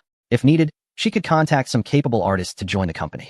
Chen Yang was pleased and encouraged Zhao Xinji to negotiate confidently, assuring her that any issues could be communicated with Lu Cixi and Su Yulan, who managed the company on a daily basis. If there were any problems that couldn't be resolved, he was available by phone. Next, Su Huilian also shared her thoughts and expressed her honor in joining the company. Chen Yang felt very grateful and had a fondness for Lu Cixi and Su Yulan as well. The next step would be to leverage her network to attract more star artists for the company. Even other skilled professionals could be brought in. Chen Yang was very pleased. For talent, we must be bold in our usage, provide good treatment, and address their concerns. Regarding investments in films and TV series, I have considerable funds available. You can bring the scripts to me. As long as they are good, I can provide funding without needing to seek other investors. For advertising sponsorship, you can contact Han Feishua. Her company specializes in advertising and surely knows many large companies and brands with advertising needs. With her facilitating connections, it will definitely yield better results with less effort. With just a few words, Chen Yang helped them solve a significant problem. Lu Cixi and Su Yulan were both very happy. Chen Yang reminded them to ensure daily living support for Zhao Xinji and Su Huilian, including housing, transportation, and assistance. Prioritizing these matters, they should also pay attention to the arrangements for their families. If needed, they could contact him at any time. Lu Cixi and Su Yulan cherished the inclusion of Zhao Xinji and Su Huilian and would definitely provide full support to allow them to devote themselves to their work. Finally, Chen Yang encouraged everyone. Despite the company's current size being quite average, he believed that with everyone's joint efforts, it could become the leading large entertainment company in the region. The attendees all saw the goal and were filled with anticipation for the future. After the meeting, Chen Yang reminded Zhao Xinji and Su Huilian to rest early. He and Lu Cixi, along with Su Yulan, then left the presidential suite. It was quite late, and tomorrow Chen Yang needed to discuss hotel operations. So he did not return to the lakeside villa, but stayed at the hotel instead. Zhua Hongmei was very thoughtful and reserved a garden suite for Chen Yang on the top floor of the Moonbay Hotel. The room was not only spacious, but also had direct access to a small garden on the rooftop. On one side of the garden, there was a glass room, equipped with sunshades and a tea table. In the morning and evening, one could sit under the sunshade, enjoying tea, reading, and appreciating the sunrise and sunset. The room's decor was also very detailed, warm, and considerate, all personally arranged by Zhua Hongmei, even having transformed by a decoration company according to Chen Yang's habits. Many pieces of furniture, appliances, and daily necessities were added, and there was a dedicated person responsible for cleaning every day. Chen Yang could move in at any time, making it more convenient than home. Su Yulan had drunk quite a bit, and Chen Yang arranged for someone to take her home. However, Lu Cixi followed Chen Yang into his garden suite. She lay on the soft sofa, not wanting to move, and surprisingly fell asleep shortly after. Chapter 200. The unpredictable outcome of behind-the-scenes operations. Lu Cixi was mature and charming, with beauty and a sweet voice. Especially today, she was clearly well-dressed, with exquisite makeup and alluring features. Lying on the sofa, one cannot hide the impressive curves. Chen Yang looked for a few seconds and felt a bit thirsty. He poured himself a glass of plain water and gulped it down. Then he ran back to Lu Cixi's side and nudged her. Cici. Lu Cixi was in deep sleep, with no reaction at all. Chen Yang felt helpless and had no choice but to take off her shoes, lift her legs, and place them on the sofa to make her more comfortable. He also grabbed a blanket and covered her up before turning to leave. Suddenly, his hand was grabbed. Looking down, he saw Lu Cixi staring at him with wide, watery eyes. Then, she gently tugged, and Chen Yang found himself falling onto the sofa. The next morning, when Chen Yang woke up and looked beside him, Lu Cixi was already gone. On the bedside table, there was a note. "This is my choice, so don't feel burdened. I am a public figure and am not prepared to return to family life for now, so let us just keep things as they are." Chen Yang felt a sense of loss, unsure whether to be happy or disappointed. With so many good girls around, he wondered how others would choose. Checking the daily intelligence updates. Ding! Today's intelligence refreshed.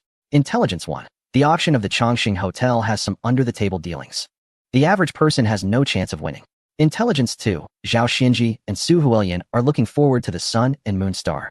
Intelligence 3. A mysterious case with a complex background concerning public safety, social stability, and national interests. The first piece of intelligence was precisely what he needed to deal with today.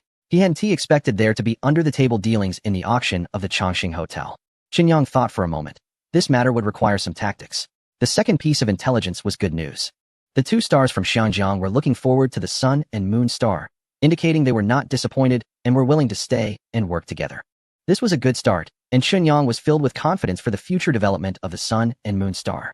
The third piece of intelligence was vague, leading him to guess that the shooting incident from yesterday was more complicated than it seemed. It might involve national-level issues, including terrorism and espionage. This was something Chunyang would pay close attention to later, as he could not allow foreign forces to act freely in the country. Unfortunately, Du Bingbing was not very friendly to him. Otherwise, he could have obtained more first-hand information. Breakfast was personally delivered to his room by Zhua Hongmei. They went to the small garden on the rooftop, sitting in wicker chairs, enjoying the beautiful morning view along with a delicious breakfast. Zhua Hongmei's expression seemed a bit off. After a long pause, she finally spoke. Last night, Lu Cixi spent the whole night in your room? Chunyang's expression instantly became awkward as he stared blankly at Zhua Hongmei, unsure of how to respond. Fortunately, Zhua Hongmei spoke again. I wasn't spying on you. This morning, when I went to the restaurant to prepare breakfast for you, I happened to see it. After a moment of silence, she muttered to herself, Lu Tian is indeed impressive, beautiful, with a great figure and a top-tier singer. You men must really like her. Chunyang instinctively replied. She is great, and you're not bad either. Zhua Hongmei was taken aback, her beautiful eyes fixed on Chunyang. Does this count as a formal relationship? Chunyang was also stunned. After a while, he spoke up. From what she means, it probably doesn't count. Zhua Hongmei's spirits instantly lifted. She suddenly understood the situation. Indeed, she is older than you, and as a big star, her social circle is quite complicated. It really isn't suitable for the two of you to be together. It was as if the rain had cleared and the sun had come out. Zhua Hongmei's mood brightened instantly, seemingly forgetting that she was also older than Chunyang. She handed over a document. This is the draft of the hotel group's executive proposal I prepared. Please review it. If there is anything wrong, I can modify it. Chunyang took it and briefly looked it over. Okay, I'll take a look and discuss it with you later. How is your inquiry about the upcoming auction of the Chongqing Hotel going? Zhua Hongmei showed a troubled expression. I've inquired from various sources, and it is indeed happening. However, the specific auction time and the conditions for participating in the bidding are unclear. There is no channel to secure a bidding slot. It seems to be confined to a small, hidden circle that ordinary people can't access. Chunyang nodded, understanding the situation. All right, I'll find a way to handle this. After leaving the Moon Bay Hotel, Chunyang drove straight to the secret base of the Special Operations Team. As Chunyang's assistant, Wang Xiaoya was increasingly diligent, being the first to greet him. Have Bai Qingfeng and Sun Yun made arrangements? Any progress with the interrogation? Wang Xiaoya smiled and replied, it's all been handed over to the team leader, and there doesn't seem to be any progress yet. Chunyang pinched her cheek lightly. You did well on this business trip. I'll commend you to the team leader. Wang Xiaoya shyly dodged. She neither refuted nor responded, and certainly didn't thank him. She seemed a bit unusual. Chunyang didn't pay much attention and headed straight to the office of He Tiger. Brother Tiger, how did this mission go? Was it completed satisfactorily? He Tiger was overjoyed, personally pouring tea for Chunyang. Not just satisfactorily, it was a great success. Not only did we recover the USB drive and ensure that the core technology was not leaked, but we also captured 2 key spies. I will definitely commend you to the higher-ups. Chunyang smiled and said, Xiaoya did well this time. We can't overlook her contribution. He Tiger assured him. Don't worry, I won't forget. You know, after going out with you, I feel she has improved a lot. You really have the ability to train her well. Chunyang felt a sense of pride. Changing the topic, he asked, Brother Hu, regarding the auction of the Chongqing Hotel we talked about last time. Could you help me find out how to participate in the bidding? He paused for a moment. I've been keeping an eye on this matter. To be honest, there are some special circumstances. However, since you want to participate, I will certainly help. As for whether it can be successful, I can't guarantee that, so don't blame me. Chunyang quickly replied, as long as you can help, I won't hold you responsible. Brother Hu nodded. I also need to ask for help from my superior to see if we can secure a bidding spot for you. Just wait a moment, I'll handle it right now. Chunyang clasped his hands in thanks. Then I'll trouble you, Brother Hu. Brother Hu was straightforward and immediately dialed the number. From his tone, it was indeed a leader. Chunyang waited quietly, uncertain if it would work out. About 3 minutes later, the call ended, and a smile appeared on Brother Hu's face. It's done. Luckily you came in time. The auction is about to take place this afternoon. The leader was very supportive and agreed to temporarily secure a spot for you. I'll send you the specific time and address right away. Chunyang was overjoyed. Thank you, Brother Hu. Let me treat you to drinks tonight as a gesture of gratitude. As for the leader, you know how to show your appreciation. Brother Hu smiled and declined. We're brothers, no need to be so polite. But Chunyang didn't give him a chance to refuse. No more arguments. It's been a long time since we had a meal together, and I'm wealthy now, so I'm not short on money. Brother Hu laughed, you little brat. Showing off your wealth in front of me. Careful not to reveal your nouveau riche side. Fine, I'll treat you tonight, and you must order the most expensive dishes. Qinyang waved his hand. Let us go all out. I'll send you the restaurant address. See you at 6 tonight. After leaving the secret base, Qinyang went to the first municipal hospital to visit his parents. His father's health was recovering well. Both his father, Qin Zhongshi, and mother, Yang Aihua, assured him not to worry. Qinyang also took the opportunity to visit Bai Yuyan. The office was empty, and the nurse said that Director Bai was in surgery. After leaving the hospital, he returned to the Moonbay Hotel. In the general manager's office, Zhua Hongmei prepared a cup of hot tea for him and sat across from him. Qinyang spoke. I've secured a spot for the auction. You'll go with me this afternoon. Zhua Hongmei was surprised. Really? How did you manage that? Qinyang smiled faintly. I asked someone to pull some strings. However, there are indeed some intricacies with this auction. It's very likely that there will be some behind-the-scenes maneuvering, and the winning bidder may have already been predetermined. It won't be easy for us to acquire the Chongqing Hotel. Zhua Hongmei looked worried. What should we do then? We won't make a wasted trip, right? Qinyang, confident and unhurried, replied, just follow my lead when the time comes. His words were full of assurance, piquing Zhua Hongmei's curiosity. He has methods to seize the targets that others have reserved for themselves. At 2 p.m., Qinyang, accompanied by Zhua Hongmei, entered the auction venue with the invitation he held. Including Qinyang, there were only 5 bidders in total, each with considerable influence in Jiangqing. Relatively speaking, Qinyang seemed the least significant among them. The auction was set to officially begin in 10 minutes. The other 4 bidders were full of confidence, each believing that this time, it had to be theirs. Qinyang, however, remained low-key, quietly focusing on one of them, Dottie Group. Their representative was a middle-aged man in a suit, exuding confidence and charm. He believed he had everything under control and looked down on the other bidders internally. Though he hid it well on the surface, in fact, he felt a sense of gratitude. Without the others to highlight his own maneuvers, how could he cover up his small tricks?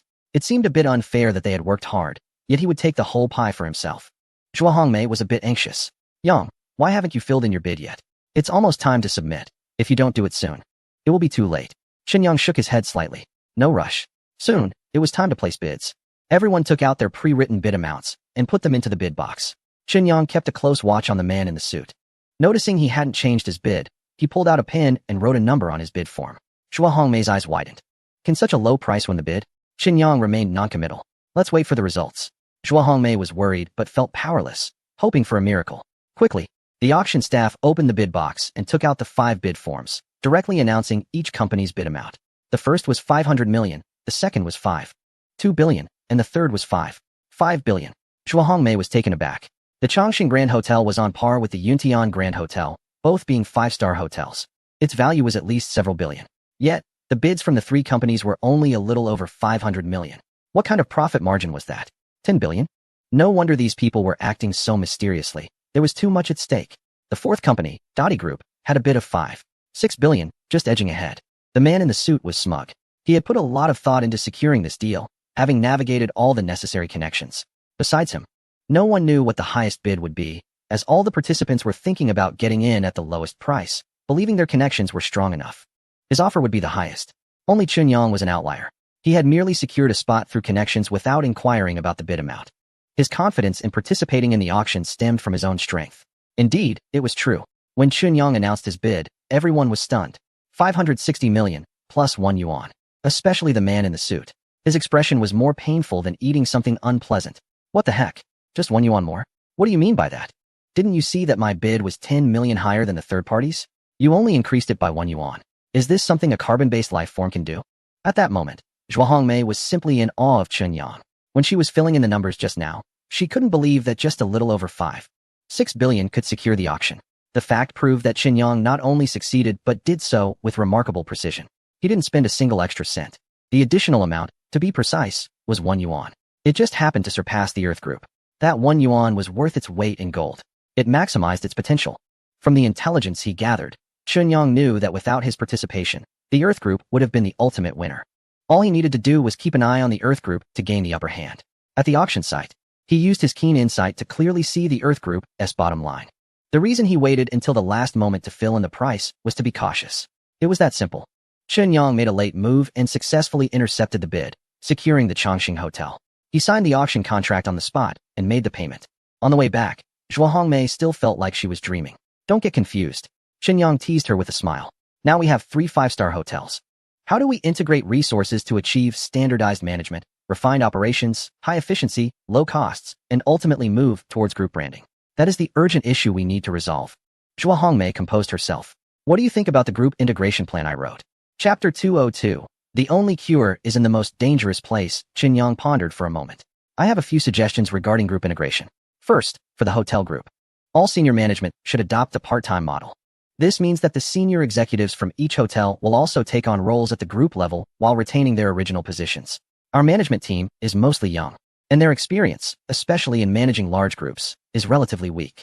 By working part-time at each hotel, they can continue to accumulate grassroots experience and gradually rise to higher positions. Second, all deputy general managers and above at each hotel should serve in a subordinate role at the group headquarters. This will foster a sense of competition and urgency, allowing truly outstanding individuals to stand out while those who lag behind will naturally be eliminated. Third, all directors at each hotel should be appointed through a competitive selection process. Zhua Hongmei listened intently. I will incorporate these points into the plan. Upon returning to the Moon Bay Hotel and sitting in the general manager's office again, Qin Yang suddenly asked, Sister Hongmei, what are your thoughts on the candidates for the general manager positions at Yuntian Hotel and Chongqing Hotel? Of course, for the establishment of the hotel group, the headquarters will temporarily remain at Moon Bay. You are the vice president of the group and also the general manager of Moon Bay. Despite the predictability of the situation, Qin Yang placed his utmost trust and reliance on her, which deeply moved Zhua Hongmei. I won't let you down, nor your trust and expectations. As for the heads of the two major hotels, I tend to prefer Sister Qin for one of the positions. Sister Qin is experienced, highly capable, and treats people sincerely, subtly influencing them. She is a trustworthy person. As for the other head, I haven't thought it through yet. Who do you prefer? Qin Yang nodded slightly. Sister Qin is great. I'm quite satisfied with her. As for the other one, there are currently two candidates, both quite good. The director of dining, Shui Yufeng, is steady and reliable with strong overall capabilities. The director of rooms, Liu Yiji, is decisive and can't tolerate any nonsense, with a very distinct personality. Zhua Hongmei was struck by an idea. She smiled and said, how about we let Liu Yiji be the general manager of Chongqing Hotel to eliminate those problems? That is her strength. Sister Qin can manage Yuntian Hotel, ensuring she integrates into the hotel group in the shortest time possible. Meanwhile, we can give Shui Yufeng a key position at the headquarters to handle daily operations. What do you think? Qin Yang waved his hand to her. Now we're in private, just the two of us, so don't be so formal. Just call me Yangzi. He added, your suggestion is quite good. I fully support it. Additionally, Sister Qin must be given significant responsibility, taking the position of executive director at the headquarters to be your deputy. Zhua Hongmei looked deeply at Qin Yang, her face breaking into a joyful smile. Sister Qin has always been my great assistant. Having her around makes things much easier for me. At that moment, Qin Yang's phone rang. He picked it up and saw it was Ba Qingqing calling. This capable lady rarely troubled Qin Yang unless there was something important. Qingjia, what is the matter? Boss, Zhuo Leoi is in very bad shape. His leg hurts severely. Ba Qingqing sounded anxious. He didn't let me tell you, but I felt something was wrong, so I secretly called you. Qin Yang straightened up suddenly. You did well. Don't worry, I'll be back right away. After hanging up, he immediately stood up. Quick, come with me to the lakeside villa. Zhua Hongmei, an adept person herself, caught on to the situation. Yangzi, is it my father again? Qin Yang nodded. This time, it seems quite serious. Zhua Hongmei sat in Qin Yang's vehicle, and they arrived at the lakeside villa. Ba Qingqing was waiting at the door. Boss, you're back. Qin Yang nodded. How is Uncle Zhua? Ba Qingqing looked worried and concerned. Zhuo Leoi's condition is very serious. He is writhing in pain. I asked if he wanted me to call an ambulance or notify family. Or you, but he refused. Qin Yang took Zhua Hongmei and rushed inside. All right, don't worry about that. I'll go take a look. They burst into Zhuo Wuyang's room and found him lying on the bed, tossing and turning, gripping the sheets tightly, enduring the pain without a cry. His forehead was covered in cold sweat. Dad, are you okay? Zhua Hongmei rushed over with a choked voice. Zhuo Wuyang immediately suppressed his pain, no longer struggling, and forced a grim smile. Hongmei, Yangzi, what are you doing here? I'm fine, just an old issue. Zhua Hongmei felt a pang of heartache. Dad, why did you hide this from us? She wept uncontrollably. Qin Yang gently patted her shoulder and walked to Zhuo Wuyang's bedside. Uncle, let me take a look. He pretended to check his pulse, but actually activated his special ability to scan his entire body, focusing on the affected area of his leg. After a moment, Qin Yang said, Uncle, this is a toxin left in your body acting up. You used your internal energy to temporarily suppress it before. But as you age and your resistance decreases, the toxin's adaptability has increased. This time, it has concentrated and erupted. I can use the 5 elements needle to help you regulate and suppress it. Zhua Hongmei was astonished. You know medicine and acupuncture too? Zhuo Wuyang cooperated, and Qinyang took out his silver needles, inserting many into his leg. He combined it with internal energy to segment and contain the toxin. After half an hour, Zhuo Wuyang's pain gradually faded. By the time Qinyang removed the needles, he could barely feel any discomfort. That feels amazing. Yangzi, your acupuncture technique is fantastic. Qinyang smiled, but said nothing. The Master Level 5 Elements needle was certainly not simple. Unfortunately, that toxin was mysterious and domineering. Common antidotes and methods could not eradicate it. The only hope lay in a special medicinal herb from a mysterious place. That would be the right remedy. Uncle Zhuo, I can only temporarily control the condition and suppress the toxin. I estimate that in a month at most, the illness will flare up again, and over time, it will only become more severe. Zhuo Hongmei turned pale with fright. Yangzi, don't scare me. Is my dad's condition that serious? What will we do after a month? Is there a life-threatening risk? Zhuo Wuyang, however, was unconcerned. Yangzi, don't be alarmist. I know my own condition. Qinyang's expression was serious. Uncle Zhuo Hongmei, I'm not trying to scare anyone.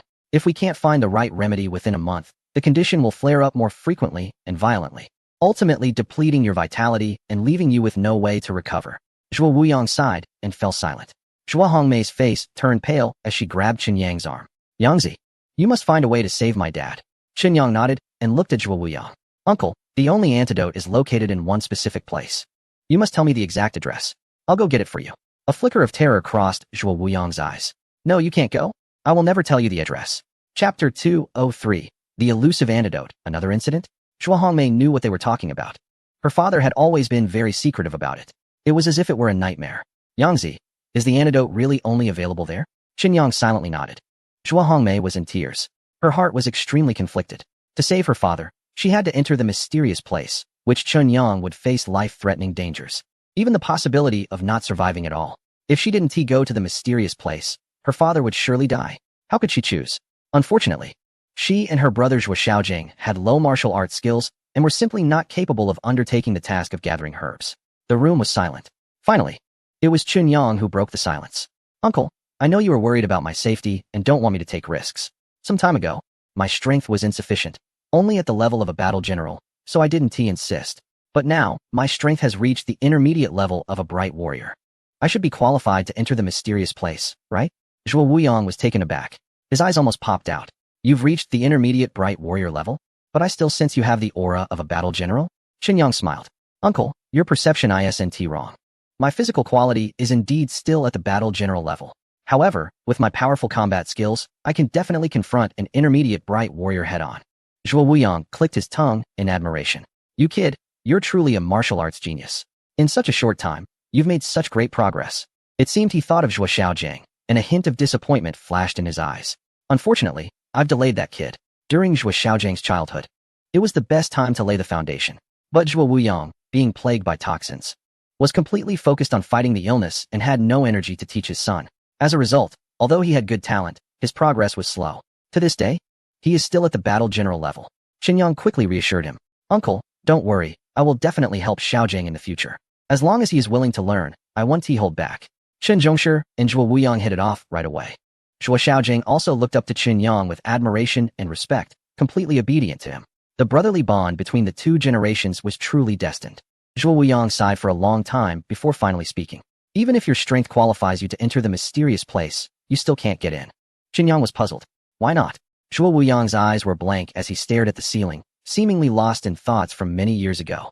That place is very mysterious and extremely remote, devoid of human traces. Ordinary people could never find it, no matter what. Back then, we managed to enter thanks to a map. Even with the map, after getting off the vehicle in an uninhabited area, we walked for a full 10 days before finding the location. What is more terrifying is that along the way, the terrain and landscape were very similar, making it impossible to find any obvious reference points. Even if I had been there once, if I were to go again, there's a 99% chance I would get lost. It's impossible to find the correct route. Qinyang's brows furrowed tightly. A map? Then where is this map now? Zhuo Wuyang shook his head. I have half a map here. The other half, you definitely can't get, because it's in the hands of that traitor. As he spoke, he took out a tightly wrapped object from his pocket and placed it in Qinyang's hands. Qinyang unfolded it, and indeed found it was a map. However, the markings on it were quite vague, with no clearly identifiable place names. Only lines, which might represent routes, rivers, or mountains. Zhuo Wuyang glanced at him. You don't need to study it. I have memorized this map over the decades. However, Even though I've seen the complete map and been to that dangerous place, I still can't match it with the current map. After all, that's a no man's land. There are no roads, and the map doesn't have clear markings. Only by closing the other half of the map and following the lines can you find the right direction. Qinyang dejectedly folded the map. Uncle Zhua, then tell me, where can I find that person? I will go get the other half of the map. If that doesn't work, I can at least borrow it. Zhuo Wuyang firmly shook his head. No way. You don't understand this person. He is very calculating and ruthless. I have kept a low profile all these years to avoid him silencing me. If you go to him and he sees you have martial arts talent, there's an 80 to 90% chance he will eliminate you, because he has always been worried that I would seek revenge on him. Speaking of which, the pain and poison in my body actually saved my life. A person who poses no threat is not someone he takes seriously. Qinyang was unwilling to give up. I now have the strength of an intermediate martial artist. Don't I have any self-defense capability? Zhuo Wuyang shook his head. It's not your fault. At your age, having such strength is quite impressive. We were a bit older than you back then, and we were only comparable to you. However, you are definitely not his opponent now. Decades have passed, and his skills must have greatly improved. At the very least, he is an advanced martial artist. He could even be a shadow martial artist or a true martial artist. Zhua Hongmei nervously grabbed Qinyang's arm. Yangzi, you really shouldn't go looking for him. It's no different from seeking death. Qinyang felt a surge of frustration, but Zhuo Wuyang decisively said, enough. I will never let you go to your death for me. This discussion ended on an unhappy note. Before leaving the villa, Qinyang instructed Bao Qingqing to ensure someone takes special care of Zhuo Wuyang. If anything happens, call him at any time. Zhua Hongmei stayed in the villa to talk with her father. Qinyang drove alone to the restaurant they had agreed upon. At exactly 6 o'clock p.m., He Hu arrived on time. Qinyang specially went to greet him at the restaurant entrance. Brother Hu, you're here. He Hu smiled and put his arm around Qinyang's shoulder. Brother, why are you being so polite? Qinyang also hooked his arm around his neck. You're my big brother. How could I not greet you? He saw Black Tiger glaring at him and couldn't help but laugh. Just kidding. I just wanted to see you as soon as possible. I've been looking forward to it. The two exchanged hearty laughs. Ha ha ha, good brother. Both were involved in secret work and had not invited outsiders. They were in a small and exquisite private room, ordering a bottle of liquor and 5 signature dishes. They chatted and drank, feeling very relaxed. Black Tiger took a sip of his drink and excitedly said, you did a great job this time in Hong Kong. You recovered the losses, and the higher-ups are very satisfied. I estimate you'll be recognized for your achievements again. Qinyang shook his head slightly. I don't care about recognition. It's all for the country. There's no need to be calculative. I'm not lacking in small rewards. What's important is that the brothers don't work in vain. Black Tiger nodded emphatically. Right, we can't let them work for nothing. This is an honor that shouldn't be overlooked. Besides, everyone has to support their families. Just like me, besides bringing glory to my family, I have a wife and kids to take care of. Qinyang gave him a thumbs up. Exactly. As they were enjoying their drinks, Lu Cece suddenly called. Qinyang, something happened. Qinyang was startled. Cece, don't panic. Take your time to explain. What exactly happened? Lu Cece was panting, as if she was running. I'm not too clear on the specifics. I just received a call that some of our new artists were having a gathering at a club. Suddenly, someone harassed them, and I heard they have a significant background. They didn't dare to call the police or resist. I'm on my way there now. Recently, the company has recruited quite a few new talents from other entertainment companies. All promising prospects. They probably wanted to celebrate and ended up in this situation. Qinyang reassured her, don't worry, I have some matters to attend to here. I'll send Zhuo Xiaojing to check it out. We must protect Cece and the company staff. Keep me updated on any developments. After hanging up, Qinyang immediately instructed Zhuo Xiaojing to go to the incident location. Make sure to protect Lu Cece and the company employees. Brother, do you need any help? Black Tiger asked with concern. Qinyang remained calm and smiled. No need, it's just a small matter. I'll have someone look into it. Let us continue drinking. Black Tiger joked, you're lucky, choosing to be a senior consultant is really wise. Free from organizational constraints and still serving the country. You're thriving in your career while holding a secure position, enjoying wealth, beauty, fame, and status, all without lacking anything. Qinyang laughed. What can I say? I am impressive. With great ability comes great responsibility. If I don't enjoy these things, others won't have the fortune to either. Black Tiger playfully pointed at him. You've become quite the rogue. Qinyang chuckled. After spending a long time with Brother Hu, there will inevitably be some influence. The imposing Black Tiger glared. Nonsense. When did I ever teach you to engage in corruption and moral decay? Qinyang, however, proactively changed the subject. Brother Hu, this time when I returned from Hong Kong, I encountered a shooting incident at the airport. The identity of the armed assailant is quite suspicious. Black Tiger sobered up a bit. What happened? Tell me in detail. Qinyang briefly described the events of that day. I've heard that recently there have been several violent shootings across the country.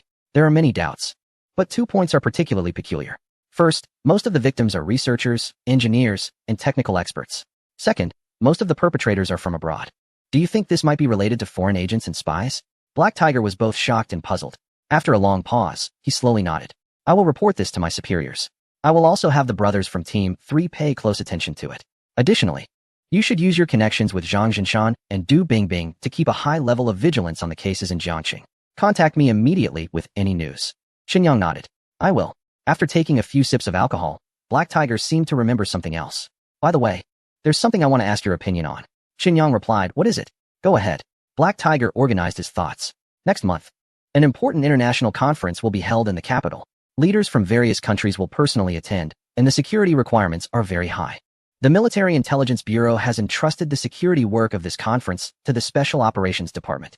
The department's leadership has decided to draw elite experts from across the country to support the headquarters in ensuring the security of this conference. You are the top expert from Team 3 in Jiangxing, so I wanted to ask if you would be willing to go to headquarters and make an appearance? Qinyang was a bit surprised. Isn't the security of the leaders at the international conference supposed to be handled by the Dragon Guard unit? Why would our department be involved? Black Tiger chuckled. Under normal circumstances, it is indeed the Dragon Guard that takes charge. However, in special situations, it is also possible to request assistance from other departments. For instance, this time, with a large number of attendees and high specifications, relying solely on the Dragon Guard would be challenging. It's normal for us in the Special Operations Department to coordinate and handle this. I estimate that the Dragon Guard will only be responsible for the security of a portion of the leaders. The majority will rely on our Special Operations Department. After all, we have more resources at our disposal and can coordinate across departments to handle emergencies more conveniently. Qinyang thought for a moment and still shook his head. Forget it. I'm just a consultant. There's no point in trying to take the spotlight. You should give this opportunity to the other brothers. Black Tiger wanted to persuade him a bit more, but Qinyang's phone rang again. This time, it was Zhuo Xiaojing calling. Bro, the situation is a bit complicated. The other side is very arrogant. They are forcing Sister Cece to drink and even sing. If I hadn't intervened, they would have dared to touch her. Qinyang was furious and shouted, what the hell? Are you trying to get yourself killed? Why aren't you fighting back? Zhuo Xiaojing felt wronged. I want to. But Sister Cece won't let me. It seemed the other side had too much influence, and Sister Cece didn't dare to offend them, so she kept enduring. Qinyang was so angry that he felt smoke rising from his head. Damn it. You protect Cece, and I'm coming over right now. He hung up the phone and immediately apologized to He Hu. Sorry, Brother Hu. The situation over there is a bit complicated. He Hu also stood up. It's fine. You go ahead. Make sure to protect her. Call me if you need anything. Qinyang went out to catch a taxi. After waiting for 3 minutes, the car still hadn't arrived. Anxious, he paced back and forth. Xinguang Club was the top entertainment venue in Jiangxing. Many wealthy bosses, young heirs, and celebrities liked to come here to have fun. Gao Yuyan was a new talent that Lu Cece had just recruited from a rival entertainment company 3 days ago. She debuted from a singing competition and had released albums and acted in movies and TV dramas, making her a somewhat well-known third-tier star. Lu Cece was attracted to her innate charm. In her previous company, she had remained unrecognized due to her principled nature and disinterest in socializing, which prevented her from gaining opportunities. Therefore, her fame had been lukewarm. Lu Cece spent a lot of money to bring her over, planning to focus on her promotion in the next phase. Gao Yuyan was very happy. Today she had come out with several new girls to bond and socialize. Unexpectedly, they were seen by Zhao Feilong, the vice president of her former company. This guy had a bad reputation. Many female artists under him had not escaped his grasp. Gao Yuyan was very resistant. At first, Zhao Feilong acted very gentlemanly, extending an invitation for Gao Yuyan and the others to rejoin his company, painting a grand picture. But Gao Yuyan rejected him outright. Zhao Feilong was quite patient and enthusiastically invited the group of beauties to drink with him. To his surprise, Gao Yuyan led the opposition. This made him furious. Chapter 205. A small man acts fierce. Who will punish him?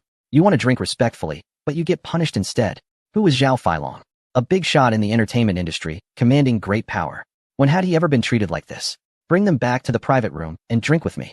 He waved his hand, and over 10 of his subordinates rushed forward, trying to drag the beautiful girls away, seizing the opportunity to take advantage.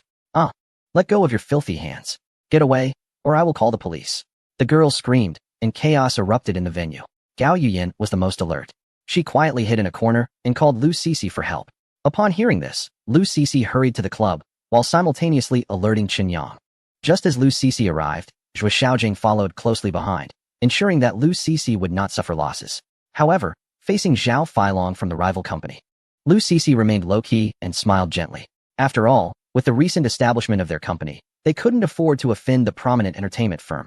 The status of the two in the industry was worlds apart, akin to an unknown person meeting a top celebrity. There was simply no comparison. On a personal level, Lu Cece could be considered a top star in the entertainment circle. Generally, people would show her some respect. However, Zhao Feilong was utterly unrestrained. He pointed at Lu Cece and said, "My uncle is a big shot in the entertainment industry.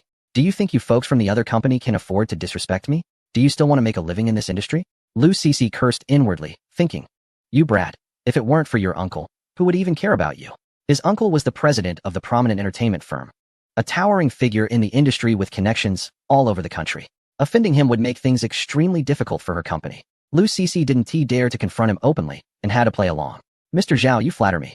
How could we dare to disrespect you? We still need your guidance for our future business," she said with a smile. Zhao Feilong grew even bolder, laughing heartily. "Cece, don't just talk. You're the top singer. How about singing a song for me right here?" Lu Cece felt helpless but could only pinch her throat and sing a patriotic song. However, Zhao Feilong was not satisfied. "The song is nice, but it's not my favorite. Sing me a love song. I love those." Lu Cece wanted to refuse but felt threatened by Zhao Feilong, so she had no choice but to sing another one. Good, good. Zhao Feilong clapped and cheered. He poured 3 more glasses of alcohol in front of her. "Cece, how can we have fun without drinking? Come on, I'll drink 1 glass. And you'll drink 3. Lu Cece cursed him in her heart, thinking, "Are you even a man? You want me to drink 3 while you only have 1? Mr. Zhao, my tolerance is limited. I really can't drink 3. How about 1? She said, lifting her glass and downing it in one go. Zhao Feilong laughed and encouraged. "Yes, keep going. There are still 2 more. Zhu Xiaojing, standing nearby, whispered a warning. "Sister Cece, you can't drink anymore." Zhao Feilong shouted angrily, "Kid, who do you think you are? Keep talking, and I'll throw you out." Zhu Xiaojing wasn't about to let him have his way. He glared and clenched his fists. "You can try." He had long been annoyed by this guy, and if it weren't for Lu Cece's intervention, he would have knocked him out. Zhao Feilong, seeing the defiance in Zhu Xiaojing, didn't dare to provoke him further and turned back to press Lu Cece to drink. However, Lu Cece knew she couldn't drink anymore. It was obvious that Zhao Feilong was trying to get her drunk to take advantage of the situation. She had to stay alert. As Lu Cece remained uncooperative, Zhao Feilong exchanged glances with 2 female attendants. She was caught and forced to drink. Zhuo Xiaojing tried to pull the 2 women apart, only to find they were dressed very lightly, leaving him with no way to intervene. Just as he hesitated, Lu Cece had already taken a large gulp. Zhao Feilong's eyes flashed with a mix of pride and urgency. "Tonight, I'm going to have you." Suddenly, the door to the private room was kicked open, startling everyone into silence as they turned to look at the entrance. It was Qinyang. He rushed over in a panic, having driven fast but still arrived a moment too late. Seeing Lu Cece being forced to drink, he was furious. Charging in like a raging lion, he knocked down a few henchmen blocking his path with 3 punches, then slapped down the 2 troublemaking women, wrapping Lu Cece in his arms. "Cece, are you okay?" In Chunyang's warm embrace, Lu Cece spat out some alcohol, her clarity returning. Upon seeing Chunyang, she threw herself against his chest. "You finally made it." Chunyang felt a pang of guilt. If he had arrived just a few minutes earlier, this wouldn't have happened. His sharp gaze scanned the room. Who is Zhao Feilong? The entire crowd was intimidated by his presence, stepping back in fear. Zhao Feilong's lips trembled, unable to speak. Zhuo Xiaojing pointed at Zhao Feilong, exclaiming, "It's this scoundrel." Qinyang's eyes turned steely as he locked onto Zhao Feilong. Without hesitation, he charged forward and delivered 3 hard slaps, leaving Zhao Feilong's face swollen and bloodied, looking worse than a monkey's backside. "You dare hit me?" Zhao Feilong spat blood. "Do you know who I am? You're all finished." His eyes reddened as he pointed at Chunyang and Lu Cece. "From today, I'll make sure you 2 are banned nationwide. If I don't take you down, I'm not Zhao." This declaration sent a chill through everyone from the entertainment company. The girls who had joined were filled with great expectations, hoping to rise to fame soon. If they were banned by a major entertainment agency, how would they ever progress?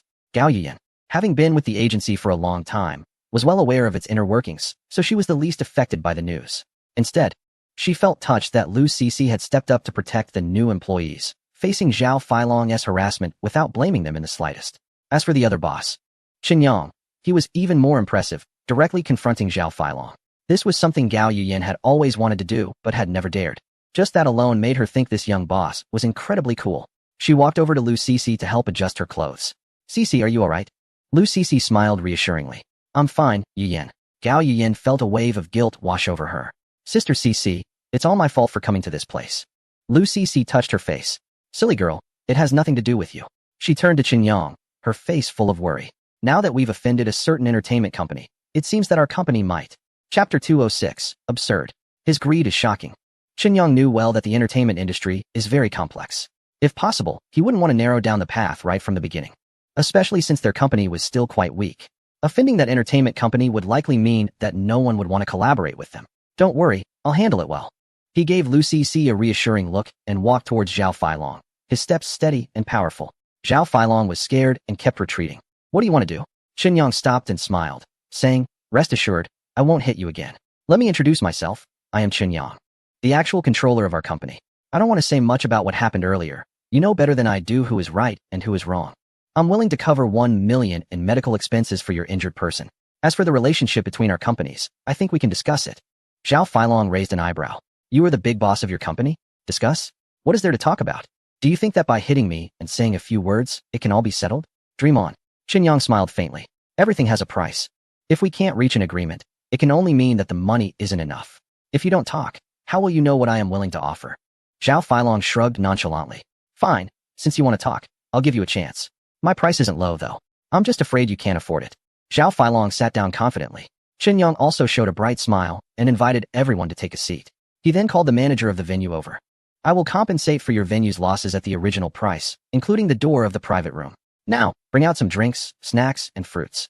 I want to entertain my guests. Qinyang sat opposite Zhao Feilong. Mr. Zhao, if you have any thoughts, you can bring them up now. Let's discuss it together. Harmony is important. I, Qinyang, sincerely want to be friends with you, not enemies. Zhao Feilong crossed his legs, holding a cigarette, and glanced over. Since I see you are someone important, I want to beat around the bush. There are only 3 conditions. As long as you agree, our debt will be wiped clean. Qinyang exchanged glances with Lu Cixi, both having a bad premonition in their hearts. These 3 conditions are probably not simple. On the surface, he remained calm. Go ahead. Zhuo Xiaojing and Gao Yuyan also quieted down, wanting to hear what the other party's demands were. Zhao Feilong shook his cigarette, a bit of ash falling to the ground. First, your company must transfer Lu Cixi and Gao Yuyan to our company. Second, you, Qinyang, slapped me 3 times. I need to get back at you for this. You must kneel down and apologize to me. Third, you should Dong Shenchu Nidalan, Rangwa Da Shriga Fargong. If you do these 3 things, I will let you go. Otherwise, haha. Zhao Feilong's face was full of pride. He believed that as long as Qinyang wasn't foolish and still wanted to keep the company, he would have to agree to these conditions. Get lost. Zhuo Xiaojing was the first to jump up. Your face is so big. You want my brother to kneel and bow to you?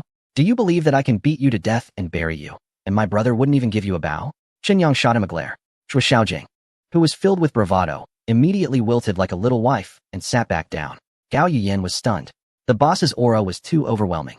Just a glance, and he subdued someone. Lu Cixi was also taken aback, instinctively grabbing Qinyang's arm, filled with helplessness and fear.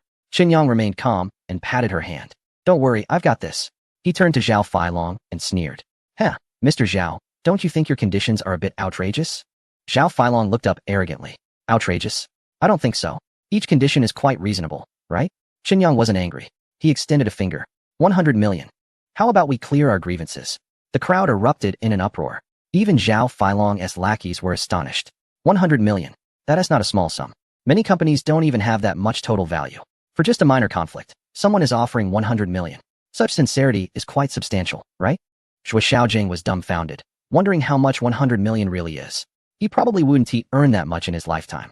Gao Yuyan was also shocked. She had been in the industry for several years and made quite a bit of money, but even when added up, it wasn't that much.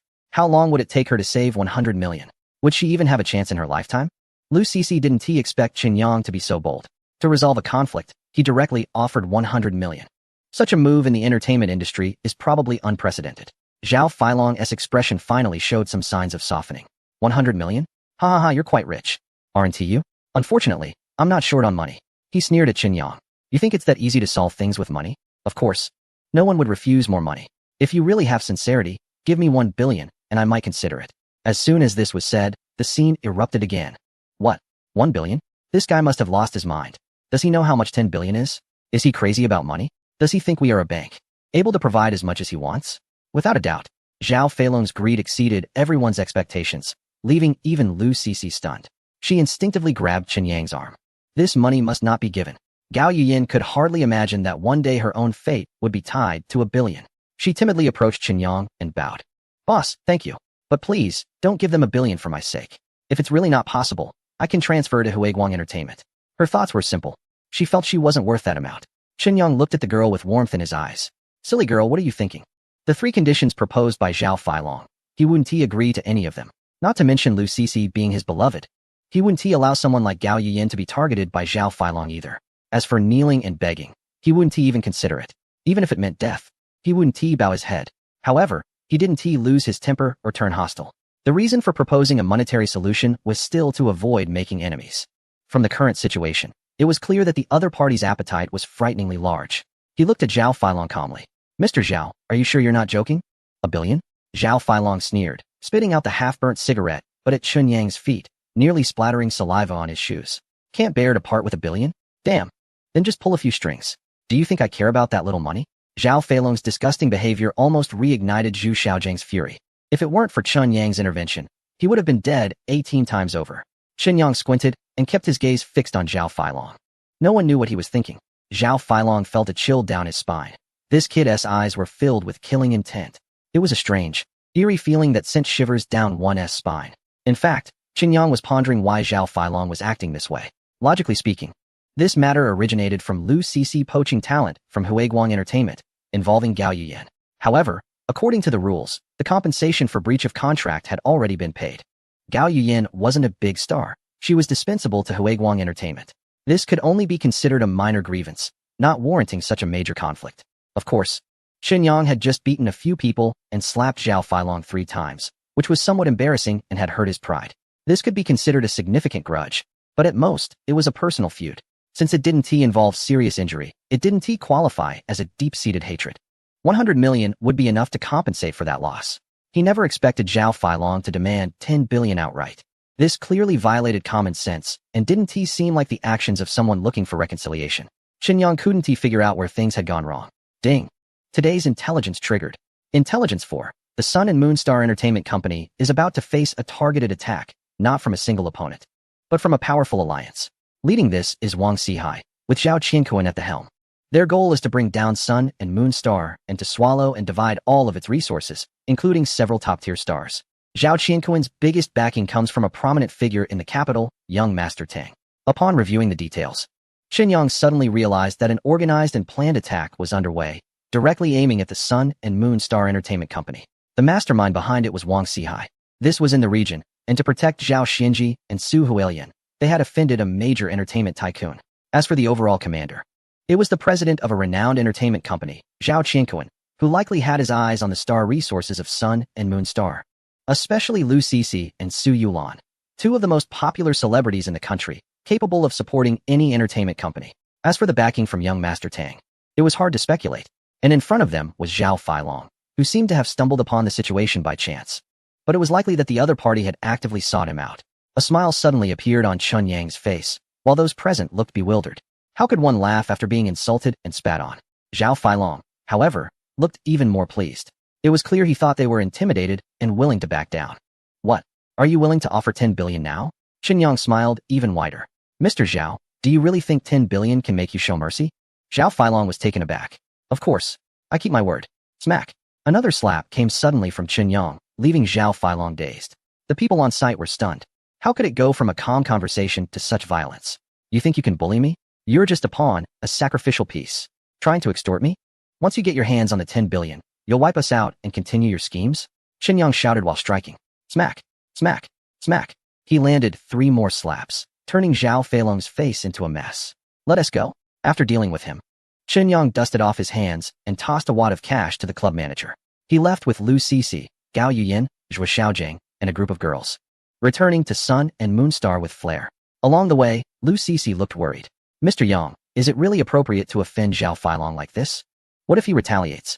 In front of the company's subordinates, Lu Sisi refrained from using his name directly, opting for a respectful title, which was a mutual understanding among them. Qinyang chuckled. Do you really think that if we agreed to his terms, we could live in peace? Lu Sisi was taken aback and fell into deep thought. Gao Yuyan, having a more intuitive sense of danger, asked, Mr. Yang, are you saying he has no sincerity at all? Oh, I see. No wonder even 1 billion isn't enough to satisfy him. That is completely unreasonable. Asking for 10 billion is pure extortion, whether we give it or not. The outcome would be the same. because he never intended to let us off the hook from the start. Shui Xiaojing was also not naive. He chuckled and said, "No wonder Yang ended up giving him another beating. It's just to collect a bit more interest. Whether you hit him or not, he's still the enemy." Those around him felt fortunate for Chun Yang's insight, but Lu Cece still wore a worried expression. She had invested a lot in the Sun and Moonstar Company and couldn't bear to see it vanish like smoke. At the Sun and Moonstar Company, Chen Yang had a super large and luxurious office, specially prepared for him by Lu Cece and Su Yulan. Upon seeing the office, which was bright and tidy, Chen Yang was a bit surprised. "Although you don't come often, I've arranged for someone to clean it every day. Yulan and I often check in. Sometimes, if we work late, we even use your lounge to stay overnight. So everything here is always clean and well-equipped, making it convenient for you when you come to work." While explaining, Lu Cece prepared tea for him. Chen Yang sat on the soft sofa and looked at her deeply. "You all are very thoughtful." Lu Cece smiled and continued making tea. Chen Yang closed his eyes in contemplation. After a moment, he took out his phone and dialed Tang Tianzi's number. "Brother Tang, what have you been busy with lately? Have you come to Jiangqing?" Chen Yang greeted him with a smile. Upon receiving the call, Tang Tianzi was very pleased. "Little brother Chen, I'm just a common man. What can I be busy with?" "Making money, of course. I just returned from Jiangqing. I heard you went to Shanjiang, so I didn't call you. What's up? Don't tell me you have nothing going on. You're a busy person. I don't believe you'd call me without a reason." Chen Yang laughed. "You are blaming me for not checking in on you often. All right, next time you come to Jiangqing, I'll definitely treat you to drinks." Tang Tianzi laughed as well. "Okay, it's a deal. Next time you come, you must treat me." Chen Yang replied, "Actually, I did call this time for a specific matter I wanted to consult you about. Does Tang Ning from the capital have any relation to you?" Tang Tianzi was taken aback. "Tang Ning? He is my brother's son, my nephew. Why? Do you have some grievances?" Chen Yang felt a bit anxious. The eldest grandson of a prominent family usually holds significant power and is likely to be the future head of the family. This matter could be tricky. It's not really a grievance, but there is something that might involve him. How is your relationship with him? If I wanted to ask you to mediate, would that be convenient for you? Chapter 208. You are my brother. Tang Tianzi pondered for a moment. Go ahead, what exactly is the matter? Chen Yang understood Tang Tianzi's caution. The relationships within such a prominent family in the capital are intricate and complex. Although Tang Tianzi held a certain level of power in the business sector and was influential in the outside world within the Tang family, his power and status might not compare favorably to that of the future heir. Chen Yang was clear about the stakes involved and dared not conceal anything. He detailed Wang Sihai and Zhao Qianquan's conspiracy plan. "Brother Tang, if this is difficult for you, then forget it. I'll think of another way. Please don't let this ruin your relationship with your nephew." Tang Tianzi fell silent again. Chen Yang felt anxious, unsure of how much impact this matter would have on him. After about 10 seconds, Tang Tianzi finally spoke. "In fact, this matter doesn't affect me at all. I have always been very close to my elder brother, and I have a good relationship with my nephew as well. I stand by my brother's side and am a strong supporter of Tang Ning as the new head of the family." Chen Yang sighed in relief. "Then why did you hold back for so long? You made me worry for nothing." "Brother Tang, that is not fair." Tang Tianzi laughed heartily. "I was just teasing you." Chen Yang retorted, "Are you not afraid that next time I'll take you down?" Tang Tianzi quickly begged for mercy. "No, I'm getting old and can't compete with you. To be honest, I was just thinking, does my nephew know about this matter or not?" Chen Yang was taken aback. "What do you mean?" Tang Tianzi explained. "If he knows, what benefits can he gain from it? If he doesn't know, then it means Zhao Qianquan is doing this behind his back, or even acting under his banner and causing trouble. These two situations are quite different." Chen Yang pondered for a moment and agreed. "So what should I do?"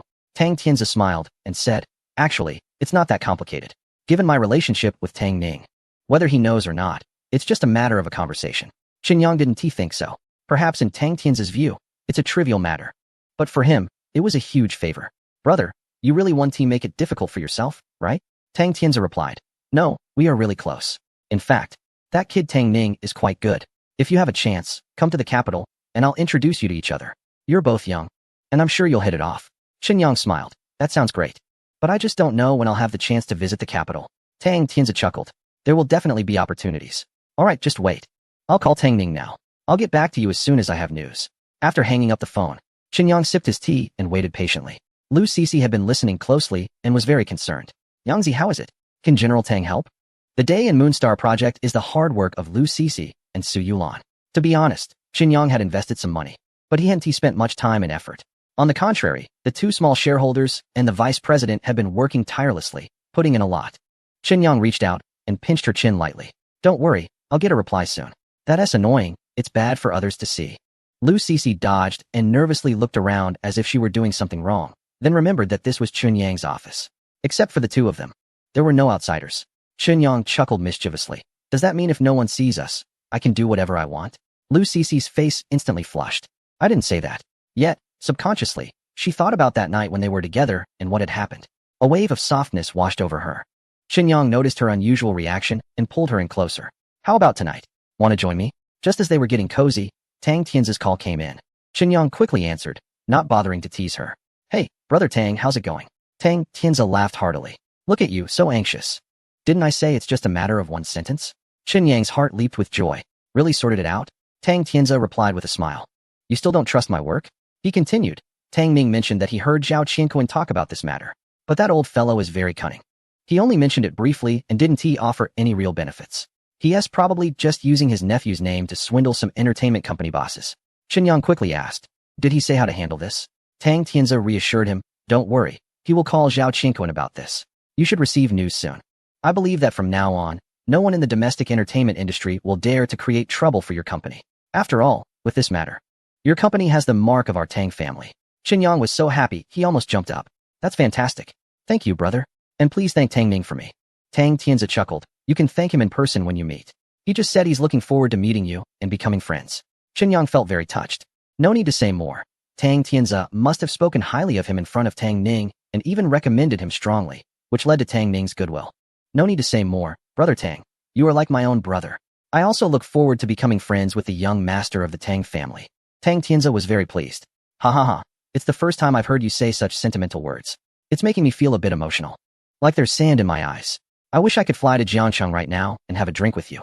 As they spoke, his voice became slightly choked. Half an hour later, Zhao Qianquan personally called Qinyang. His tone was very humble, apologizing for the previous events and not shying away from the conspiracy of Wang Xihai. He candidly admitted that he had been misled and had inappropriate thoughts. Starting today, the domestic entertainment circle would fully blacklist Wang Xihai. He also warmly extended an invitation to collaborate with Chunyang's company, proposing profit sharing where Chunyang's company would take the larger share and Huiwang Entertainment the smaller one. Qinyang responded with a faint smile. Although he disliked such people, he knew he would inevitably have to deal with them in the future. So he had to keep things civil. Just as the call ended, Zhao Feilong walked into the Ryuexing company with a group of people. Chapter 209, The Boss is Really Handsome.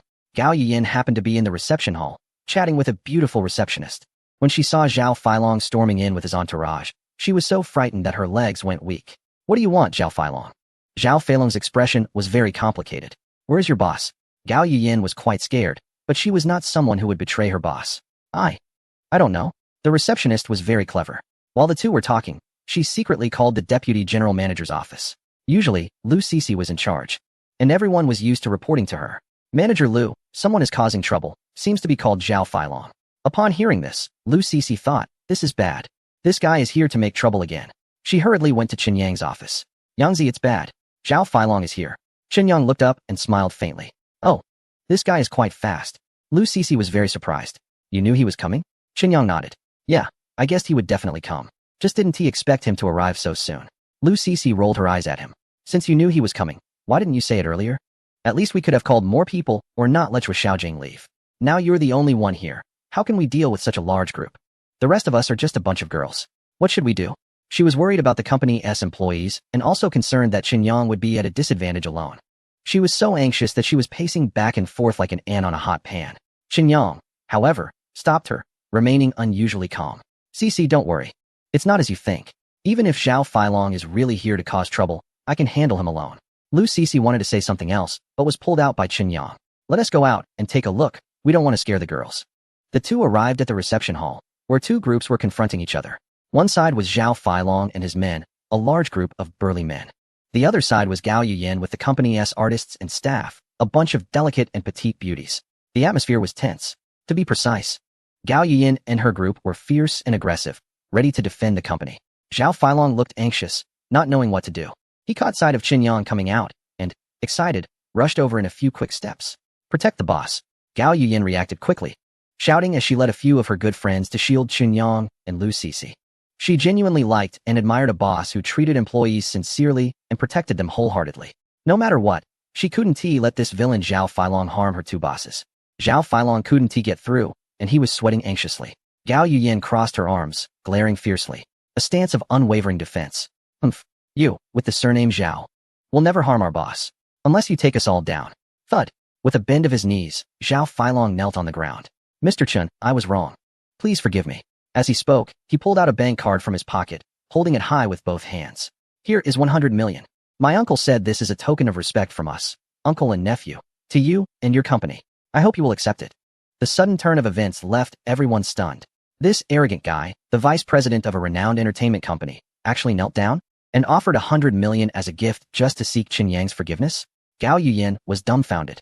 She turned back, staring blankly at Qin Yang. Yesterday, she thought this new boss was particularly handsome and responsible. Today, he looked even more extraordinary. Is this my new boss? Gao Yuyan felt like she had hit the jackpot. The misfortunes of the past 20 years were all for this moment of good luck. The other girls felt the same, their eyes sparkling with admiration. Lu Cici's worries finally dissipated, replaced by a sense of crisis. Qin Yang was too outstanding, radiating brilliance. Didn't they see these girls eyeing him with envy? Qin Yang stepped forward and patted Gao Yuyan on the shoulder, a gesture of encouragement and appreciation. Gao Yuyan felt lighter, obediently stepping aside. Qin Yang strode over to Zhao Feilong, looking down at him. Zhao Feilong, are you sincerely apologizing? Zhao Feilong trembled all over, quickly bowing his head. Feilong sincerely apologizes to you. I will never dare to show any disrespect again. Qin Yang nodded and took the bank card from his hand. All right, I'll accept this 100 million. Otherwise, I'm afraid you won't be at ease. Zhao Feilong was overwhelmed with gratitude. Thank you, Mr. Chun, for your understanding. Qin Yang raised his hand. Get up, the ground is quite hard. However, just as Zhao Feilong got up, he immediately knelt down again upon hearing this. Do you have any further instructions? Qin Yang gently kicked him. Get up. Why are you always kneeling? Isn't the ground uncomfortable? Zhao Feilong hurriedly got up. Though he was kicked, he felt elated inside. The fact that Mr. Chun could kick him meant he didn't see him as an outsider. This was a sign of closeness, as if they were on the same side. He remembered a year ago, when young Master Tang had also kicked him. Even now, he found it quite beneficial. Thank you for your concern, Mr. Chun. If you have any tasks, just let me know, I will definitely comply. Qin Yang smiled. It's nothing much. You are a local figure in the entertainment industry with many acquaintances. In the future, if these young ladies under me encounter any difficulties, make sure to help them if you can. If anyone complains about you in front of me, just wait and see how I deal with you. Zhao Feilong wore a wry smile and quickly bowed in agreement. Your command, how could I dare to neglect it? Saying this, he turned to the girls around, bowing repeatedly with a big smile on his face. Ladies, big stars. From now on, I am your little brother. If you need any help, just let me know, and I will do my utmost. I only ask for one thing in return, a few kind words. I would be extremely grateful. The beautiful artists in the company were both surprised and delighted. They laughed and agreed. What started as a false alarm turned into a farce, a comedic ending. From today on, the once lofty Zhao Feilong became a loyal little brother at their beck and call. The artists of the company, in terms of influence in the entertainment industry, had silently elevated their status significantly. When going out, under similar circumstances, they would always receive more respect and preferential treatment. This was quite important in the entertainment circle. From then on, every artist at the company felt a strong sense of belonging, because they had a powerful boss, a young, wealthy, strikingly handsome boss who was warm and provided a sense of security. As night fell, Qin Yang took Lu Cici back to the Moon Bay Hotel. The crisis is over. Shall we celebrate with some red wine? Lu Cici nodded. Where to drink? The restaurant? Qin Yang shook his head. Let us go to my garden suite. The environment is nice, quiet, and no one will disturb us. Lu Cici's face instantly turned red. After drinking, he wouldn't have any other thoughts, would he? Chapter 210. A peerless genius, master craftsman Lu Cici's guess turned into reality. Staying overnight, she was radiant and satisfied. Early in the morning, she went to work alone. Qin Yang lay comfortably on the big bed, enjoying a cozy sleep-in. In fact, with his physique, dealing with Lu Cici was a piece of cake. If she hadn't raised the white flag, how could Qin Yang let her off so easily? Strictly speaking, he didn't fully enjoy it. Fortunately, Lu Cici's figure was truly remarkable. Both the feel and the experience were top-notch. After a night of passionate engagement, it was a good release. Of course, if another one were to come, could it completely relieve stress? It's hard to say. After all, who knows unless it's tried? Ding dong, the doorbell suddenly rang. Qin Yang, wrapped in a bath towel, opened the door. Most likely, it was someone sent by Zhua Hongmei bringing breakfast. Of course, it could also be Lu Cici sending someone. Why are you here? Qin Yang looked surprised. Standing at the door was a tall, graceful, and exceptionally beautiful woman. What? Not welcome? Qin Yang awkwardly smiled and tightened his bath towel. Welcome, welcome. Just didn't expect it to be you. Feng Danqing was still as beautiful as ever. Her looks, figure, and demeanor were all top-notch. After not seeing her for a long time, Qin Yang was taken aback. Feng Danqing held a paper bag in her hand. What? Do you want me to stand here at the door? Qinyang quickly stepped aside. Please come in. Feng Danqing walked in wearing high heels, making a clicking sound. Qinyang quickly returned to his bedroom and got dressed. When he came out, Feng Danqing had already set up the breakfast, which was a carefully selected nutritious meal. The two chatted while eating, and Feng Danqing focused on discussing the renovation progress of Chunyang's family home. The construction was going quite well. In just over a month, it would be ready for move-in. Afterward, Qinyang invited Feng Danqing to the rooftop to enjoy the beautiful garden view. This place is really beautiful. The view is great. It's quiet amidst the hustle and bustle, and it feels like a hidden paradise. Feng Danqing was very pleased. She even asked the hotel staff to bring up a set of painting supplies. Facing the scenery of the small garden, she began to paint. Qinyang stood behind her, quietly admiring the scene. With the beauty painting, the scenery was beautiful, the artwork was beautiful, and the artist was even more beautiful. Qinyang was mesmerized. He felt an impulse to paint himself. After all, he had the skill of a talented painter. Even if he was just a beginner, he had already surpassed many novices. So, he also had someone bring him a set of painting tools. However, he didn't paint flowers and grass. Instead, he stood on the rooftop, admiring the rising sun on the horizon. That fiery red glow was vibrant and full of life and hope, unstoppable by any force. He prepared the rice paper and began to sketch, stroke by stroke. During his first painting experience, his technique was quite unfamiliar at first. As he continued, he became more skilled and comfortable. At a certain moment, inspiration struck him, and it felt as if he had divine assistance. The rising sun sprang to life on the paper. Ding! Detected that the host has grasped the essence of painting. The skill of a talented painter has automatically upgraded to a small achievement level. Qinyang was taken aback. Wow. I didn't expect that I have a talent for painting. He realized he didn't need a system upgrade. He had actually understood the essence of painting on his own. This was the first time he had improved a skill without relying on the system. He checked his personal information panel. Host name, Qinyang. Host age, 22 years old. Theoretical lifespan, 120 years. System level. Level 2, 3 pieces of information triggered yesterday. 1 piece triggered today. Life skills, soulful hands. Level 4 perfect. God level driving. Level 3 proficient. Beast language. Level 4 perfect. Multilingual. Level 4 perfect. Sharpshooter. Level 4 perfect. Artistic talent. Level 2 minor achievement. 5 elements resurrection needle. Level 4 perfect. Special skills. Personal space. Level 3. 10 cubic meters. Golden eyes. Level 1. Scanning range. 1 meter. Whispering. Level 4. Transmission range. 30 meters. Combat skills. Fighting technique. Level 4 perfect. Stealthy hands. Level 4 perfect. Invisible. Heartbreaker. Level 4 perfect. A single palm to crush the heart. Star Snatcher. Level 1 beginner. Capturing dragons and binding tigers. Skywalker. Level 2 minor achievement. Flying over grass. Cultivation secret method. None. Combat power level. Junior warrior. Agility fruit. Strength evaluation. With the star snatching hands and Skywalker technique. Comparable to an intermediate bright martial artist. Indeed, in the life skills section, the level of artistic talent has risen from level 1 to level 2, reaching a minor achievement. All other projects remain unchanged. Qinyang's spirit has returned to painting. A scroll depicting the sunrise slowly unfolds. With a breakthrough in skills, his brushwork becomes more composed and fluid. From a professional perspective, his current level would likely take 10 years of hard work to achieve. After finishing the painting, Qinyang signs it at the top, titled Morning Sun, and casually adds a pseudonym, leaving his name as Longzhu of Jiangxing. Clap, clap, clap. Suddenly, applause comes from behind. It is Feng Danqing, unable to contain her admiration. I didn't expect your painting skills and calligraphy to be so exquisite. Such a level. Who would believe it without over 10 years of hard work? Qinyang quickly waves his hand. Please don't flatter me.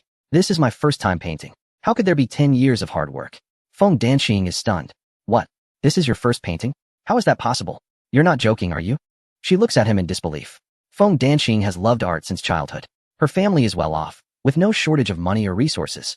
Since the age of 8, she has been tutored by renowned masters in one-on-one sessions. After more than a decade, she has developed considerable talent in painting, and her skills are on par with many professional artists. In her daily life, painting is her greatest hobby, into which she has poured a lot of energy. Now, seeing Qinyang's morning sun, she feels it has surpassed her own highest standard. She originally thought Qinyang, like herself, had been learning and practicing diligently since childhood to achieve such results. She never expected it to be his first painting. How could this be possible? Unless he is a genius. A genius in traditional Chinese painting. Seeing the astonished expression on Feng Danqing's face, Qinyang can't help but hesitate. What's wrong? Is this painting really that impressive? However, this is truly my first time painting. This pseudonym was just something I thought of on the spot and wrote down. After getting confirmation from Qinyang again, Feng Danqing's face flushed with excitement. She was completely unsettled. No, I need to find an expert to evaluate this. Can I borrow your painting for a bit? Qinyang looked confused. Danqing, what are you planning to do? Feng Danqing looked at him as if she had found a treasure, her beautiful eyes sparkling. Qinyang, don't you realize? You are a painting genius. I must develop your talent. Without waiting for Qinyang to respond, she hurriedly put away the painting titled Morning Sunday. Just wait. As long as the expert confirms that your painting is of high quality, then my guess will be right. You are the greatest painting talent in history. With a little nurturing, you can definitely become a renowned master artist, leaving your name in history. Feng Danqing rushed out. Qinyang could only smile wryly. Is it really that exaggerated? How should this end? Chapter 211. Setting a trap. The beauty's longing unexpectedly. A casual doodle had stirred up big trouble. Qinyang rubbed his temples, trying to push this matter out of his mind. He had many important tasks to attend to. He couldn't waste time on such trivial matters. The hotel group's establishment was imminent, and various tasks needed to be advanced. External forces were wreaking havoc in the country, conducting terrorist activities. Relying solely on Du Bingbing wouldn't be enough. Additionally, Uncle Zhua's illness couldn't be delayed. At most, there was a month left. If the toxins couldn't be controlled, it would truly be too late. A solution needed to be found. Checking the daily intelligence updates. Ding! Today's intelligence refreshed. Information 1. Zhao Feilong is openly favorable and eager to please. Information 2. Tang Ming has a good impression of you and looks forward to meeting you. Information 3. Gao Yiyan admires you greatly. Today's intelligence is all good news. Overall, it is all thanks to Tang Tian's help. He dealt with Zhao Qingquan, countered Wang Sihai, and thwarted the conspiracy. He subdued Zhao Feilong and left a good impression on Tang Ming. This is a potential resource.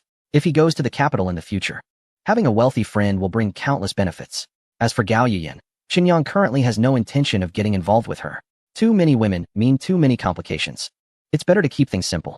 Arriving at Zhua Hongmei's office, Qinyang called for Zhua Xiaojiang as well. The three of them closed the door and discussed how to address Zhua Wuyang's injuries. Qinyang spoke first. The key is to find the map to the perilous area. Only in that mysterious place can the antidote be found. Zhua Xiaojiang frowned. But my dad refuses to reveal the whereabouts of that traitor from back then. Where can we find the map? Zhua Hongmei looked at Qinyang, feeling very touched. Qinyang truly cared for her family, personally bringing her father to Jiangqing. He arranged for him to stay in his own home, a top-notch luxury villa by the lake. That place had never even been lived in by his own parents. The conditions were excellent. Everything regarding food, clothing, shelter, and transportation was meticulously arranged. There was even 24-hour service. He was also given significant responsibilities. This would be his most important support in the hotel business sector. His younger brother, Xiaojiang, was also regarded as a brother. He found a mentor to guide him in his progress and was preparing to cultivate him for future independence. Now that their father was unwell, Qinyang was even more anxious than his siblings. He was willing to take life-threatening risks to borrow a map and venture into uncharted territory, stepping into a forbidden zone. That was a place where survival was nearly impossible. How could such a Qinyang not move her? Yangzi, maybe it's right that my dad doesn't want you to go. Zhua Hongmei's words left Qinyang and Zhua Xiaojiang stunned. In the next moment, Qinyang firmly opposed, no way. No matter what, I must help Uncle Zhua find the cure. If it weren't for him when he was a child, he wouldn't be alive now. Zhua Xiaojiang added, sister, don't worry. I'll follow Yang Gu and will definitely not let him take risks. Zhua Hongmei hesitated, but a firm idea took root in her heart. In the end, it was Qinyang who made the final decision. We won't discuss this matter any further. Next, let us think of ways to find out the whereabouts of the traitor. I have two plans. You can listen and add anything at any time. The first plan is for Xiaojiang to go to the lakeside villa after work to take care of Uncle Zhua.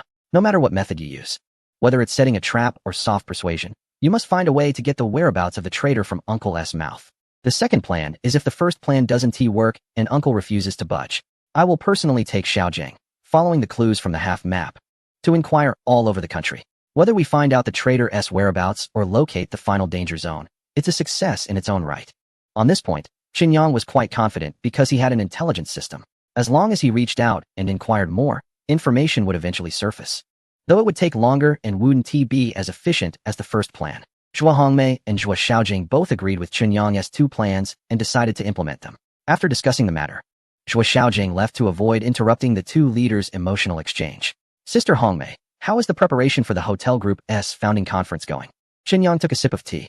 Zhua Hongmei organized the documents in her hands. Everything had already been arranged.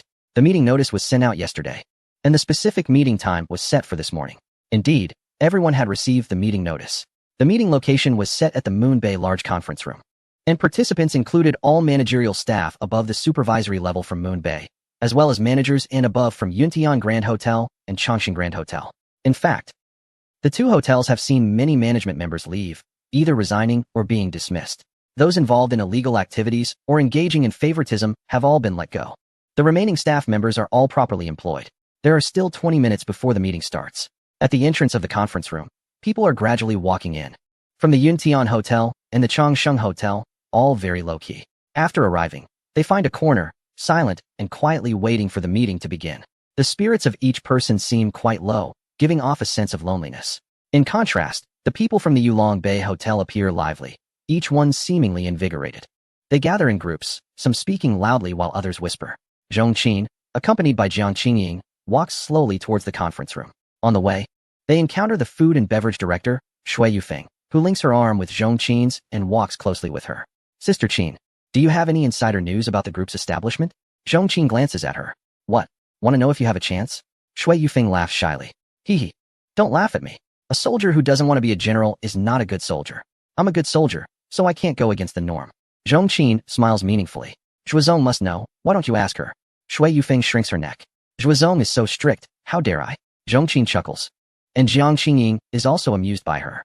Yufeng, whether we know or not, I guess Sister Qin will definitely get promoted. Shui Yufeng pouts. Clever girl. You don't need to say that. Even a fool can guess. Jiang Qingying shakes Zhong Qin's other arm.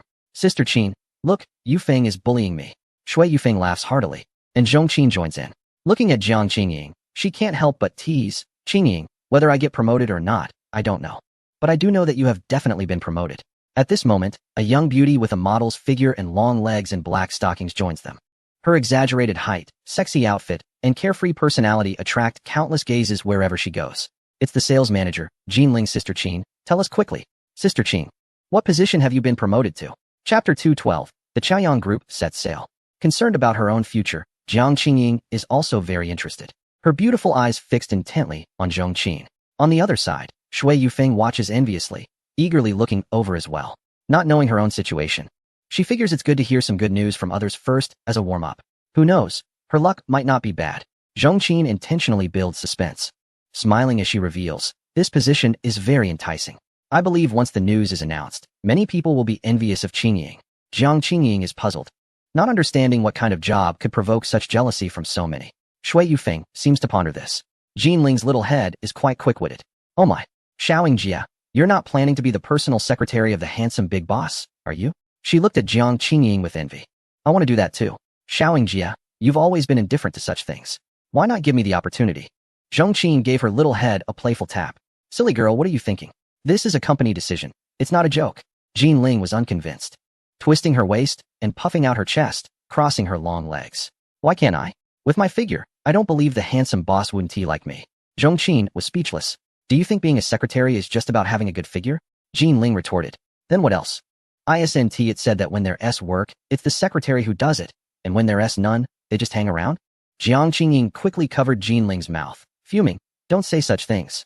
As for whether to let you or not, I'll follow the company's arrangements. No matter what position I'm assigned, I'll do my best and won't shirk my responsibilities. She spoke with righteous indignation. However, everyone could tell she was unwilling to give up the position. Shui Yufeng thought to herself, only a fool would give it up. At my age and position, the chance to be a female secretary is probably out of reach. Otherwise, I would try it too. As they approached the conference room, they ran into the director of housekeeping Luigi and the front office manager Ma Yan. Luigi asked with a smile, what are you all talking about? You seem so happy. Could it be that you know who is getting promoted? Shui Yufeng glanced at Jiang Qingying with a smile. Jinling wants to grab the position, and someone is unwilling to give it up. It's quite the commotion. Ma Yan's eyes lit up. De Lingzi, you wild horse, is there anything you can't get? Come on, what position is worth you all fighting over? Jinling pretended to be aggrieved.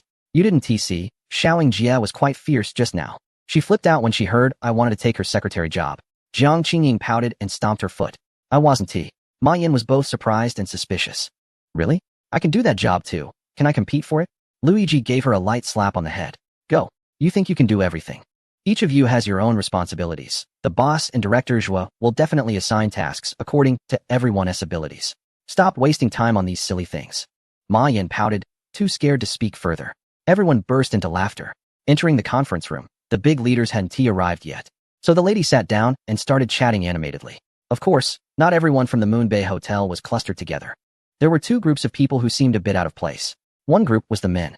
At Moon Bay, it was clearly a case of yin overpowering yang. As most of the management at the supervisory level and above were women, with only a few men, like Ma Dashan, Wang Fei, and Zhuo Xiaojing. The three of them huddled together, happily chatting and bragging. The other group couldn't really be called a group. It was just one person, Bai Mutant, the newly appointed chief financial officer of Moon Bay Hotel. The former CFO has automatically resigned due to a change in management. This new hire was brought back by Zhuo Hongmei, who is an old classmate of hers. She holds a master's degree in accounting and has work and management experience from a large accounting firm. She has a cool, elegant demeanor, appearing beautiful yet aloof, and rarely smiles. She only exchanges a few words with Zhuo Hongmei, while she tends to ignore everyone else, even the big boss Qin Yang. She maintains a professional demeanor, successfully cultivating her aloof persona. Such a character is not particularly likable, and she has poor interpersonal relationships. In the bustling conference room, she appears quite isolated. Today's meeting is set up very grandly. On the huge display screen, large, bold characters read, Chao Yang Hotel Group Inaugural Conference. There are only 2 seats at the head table. The central position is adorned with a beautifully crafted nameplate for the president, while a slightly off-center nameplate indicates the vice president. At 10 o'clock a.m., Zhuo Hongmei solemnly walks into the venue. The entire conference room instantly shifts from a noisy atmosphere to one where a pin drop can be heard. Every face becomes serious and focused, swiftly transitioning into meeting mode. Zhuo Hongmei has been managing Moon Bay for several years.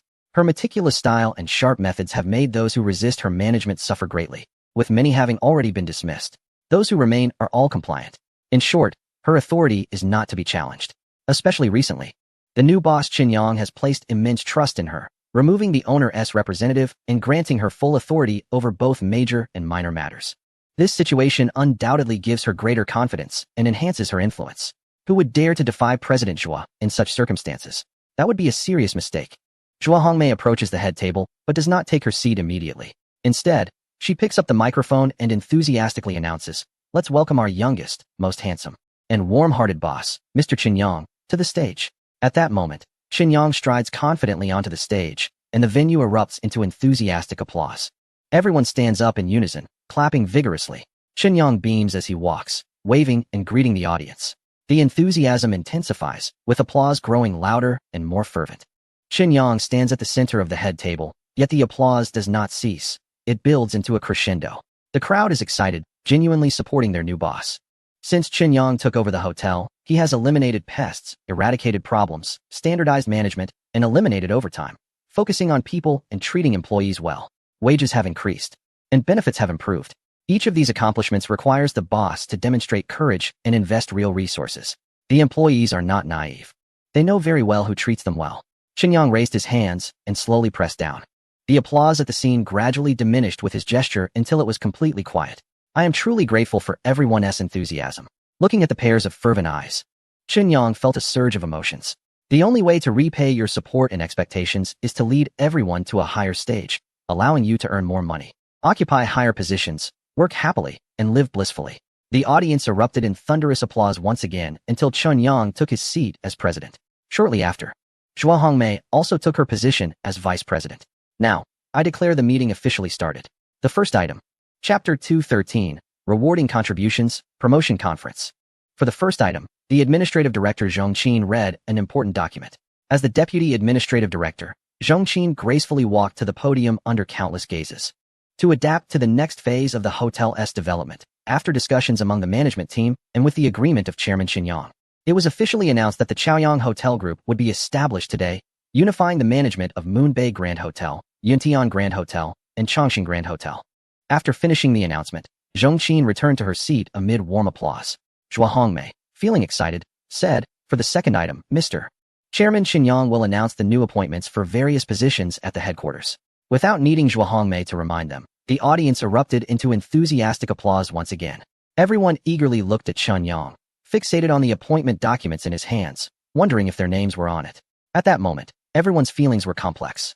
Many were thinking about their chances of being selected to work at the headquarters.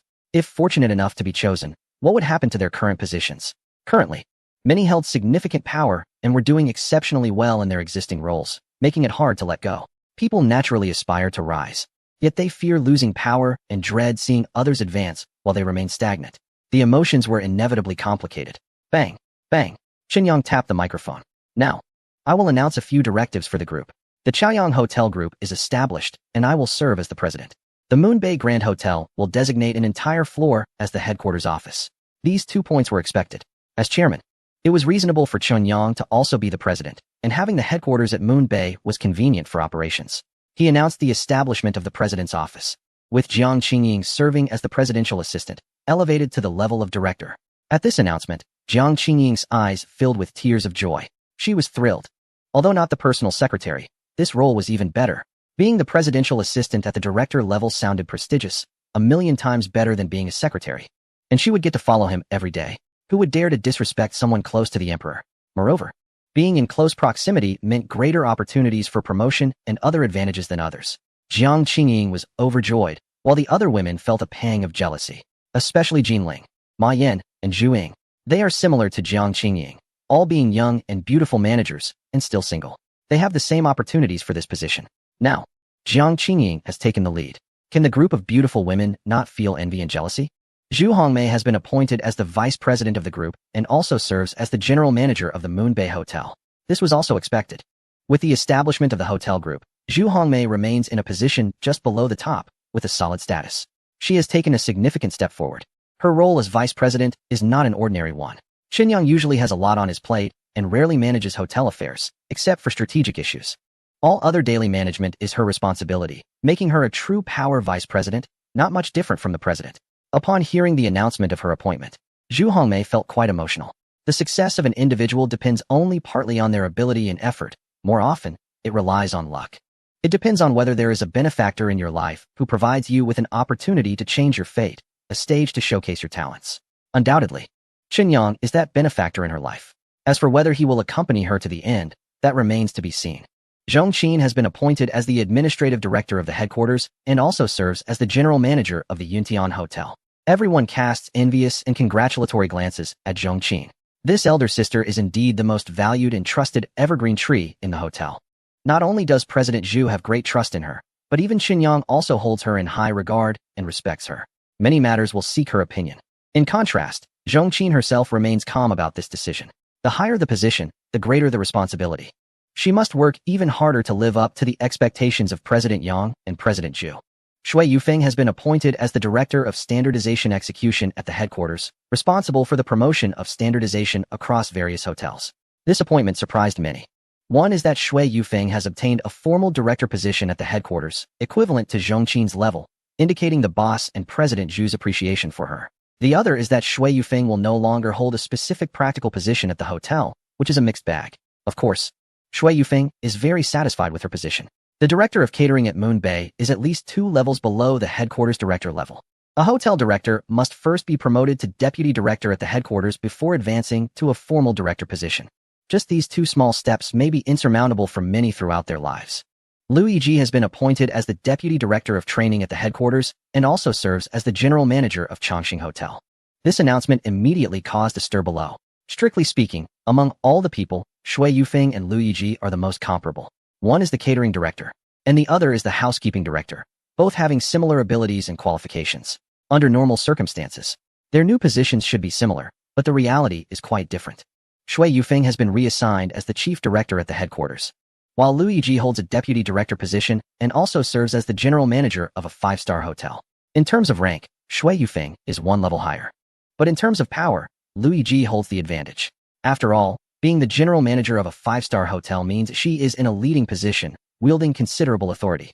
Akin to a regional governor, Lu Yiji's move is significant, jumping directly from the director of rooms to general manager, transitioning from managing a specific area to overseeing the entire operation. These are 2 entirely different concepts, and the responsibilities she shoulders are immense. It's not just about moving from director to general manager. Many deputy general managers struggle to step up to a chief position. From a personnel perspective, Qinyang and Zhou Hongmei are taking a considerable risk, which reflects their high regard for Lu Yiji. Everyone around her shows envy. Shui Yufeng happens to be sitting next to her. Yiji, congratulations. Lu Yiji is surprised and delighted, her face filled with disbelief. Is it really me? Shui Yufeng pats her shoulder and whispers with a smile, don't doubt it. It's you. Make sure not to let the 2 leaders down. A serious glint flashes in Lu Yiji's eyes as she nods firmly. A soldier dies for a confidant. I will give my all to repay the leader's trust. Qinyang sits at the center of the podium, continuing to announce personnel appointments. Every word pulls at everyone's heartstrings, especially those not mentioned, sitting below, anxious and restless. When will their names be called? In this major adjustment, surely there's an opportunity for me, right? Almost everyone is secretly pondering their own capabilities, qualifications, and closeness to the leaders. Will their immediate superiors hold them back? The more they think, the more chaotic their thoughts become.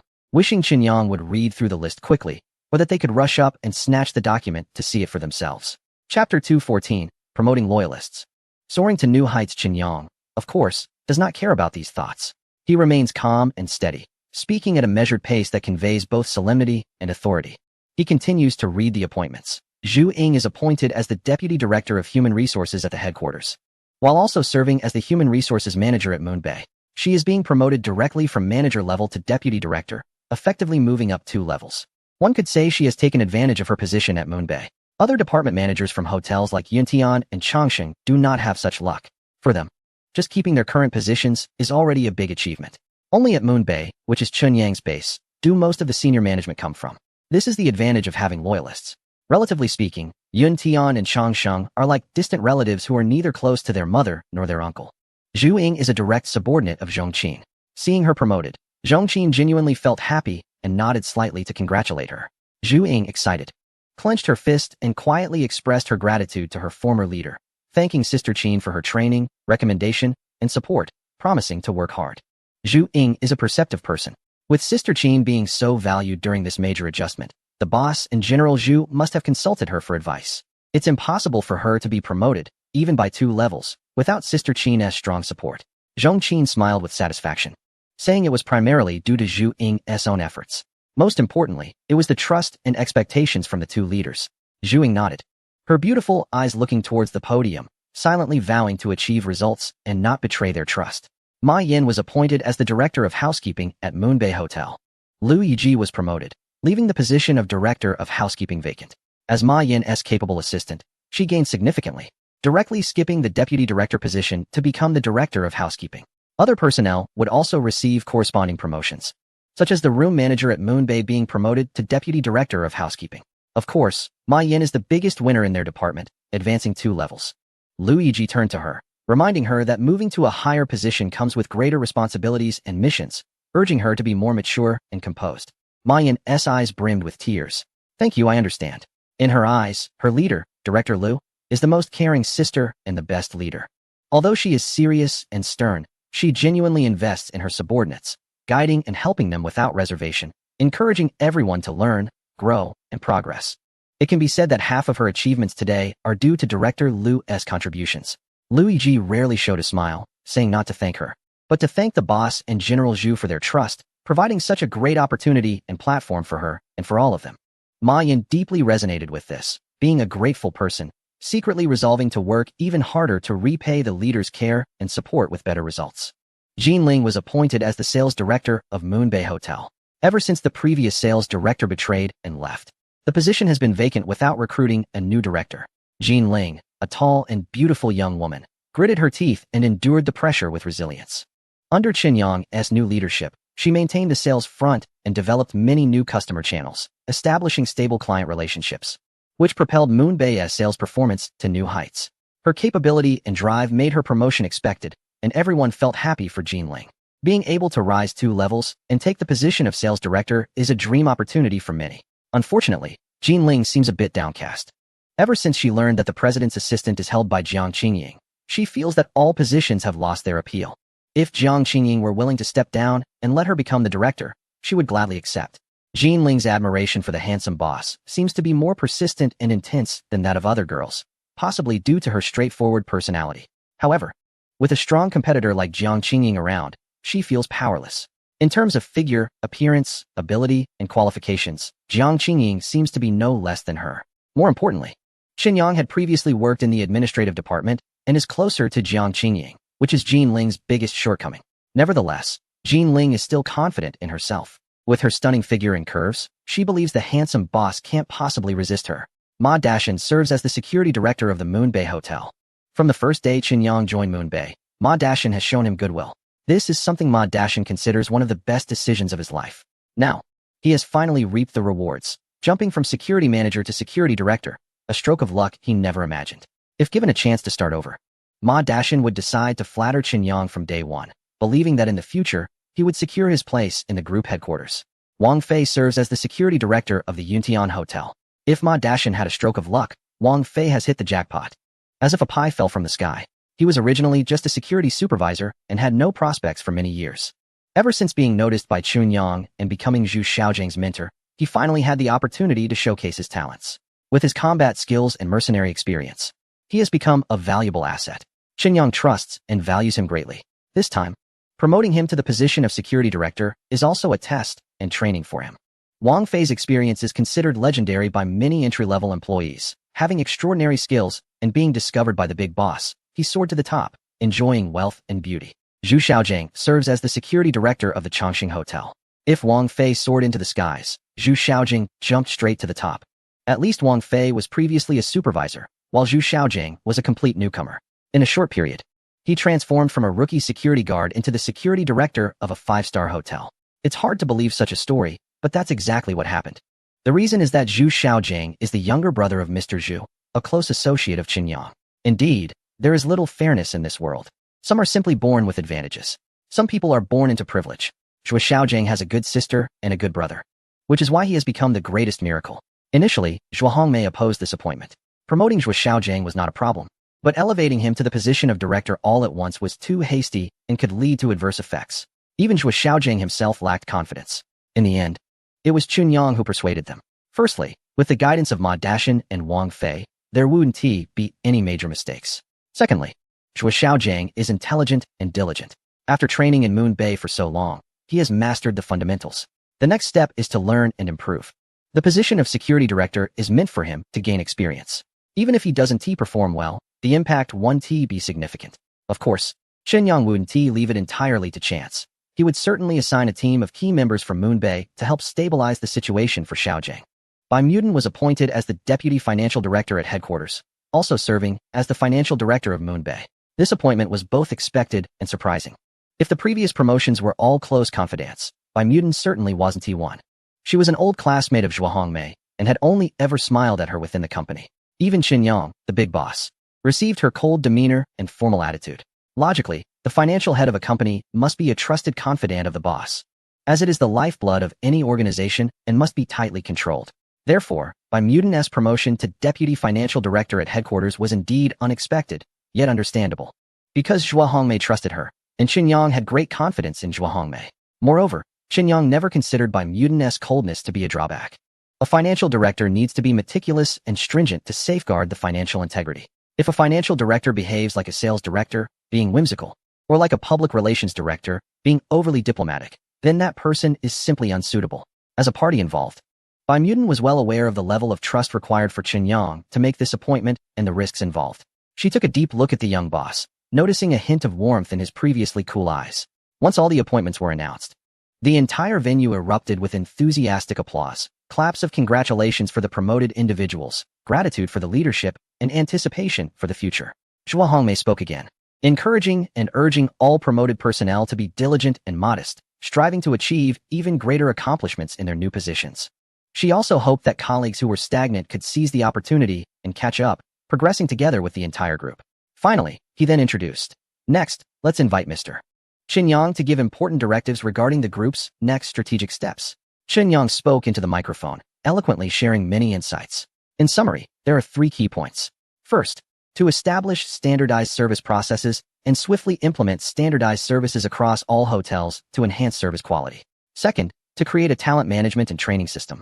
Establish a robust talent pipeline and cultivate a large number of backup talents in preparation for future expansion. Third, to build a brand system, including brand standards, brand development and promotion, reservation systems, and intelligent office systems, laying a solid foundation for growth and strength.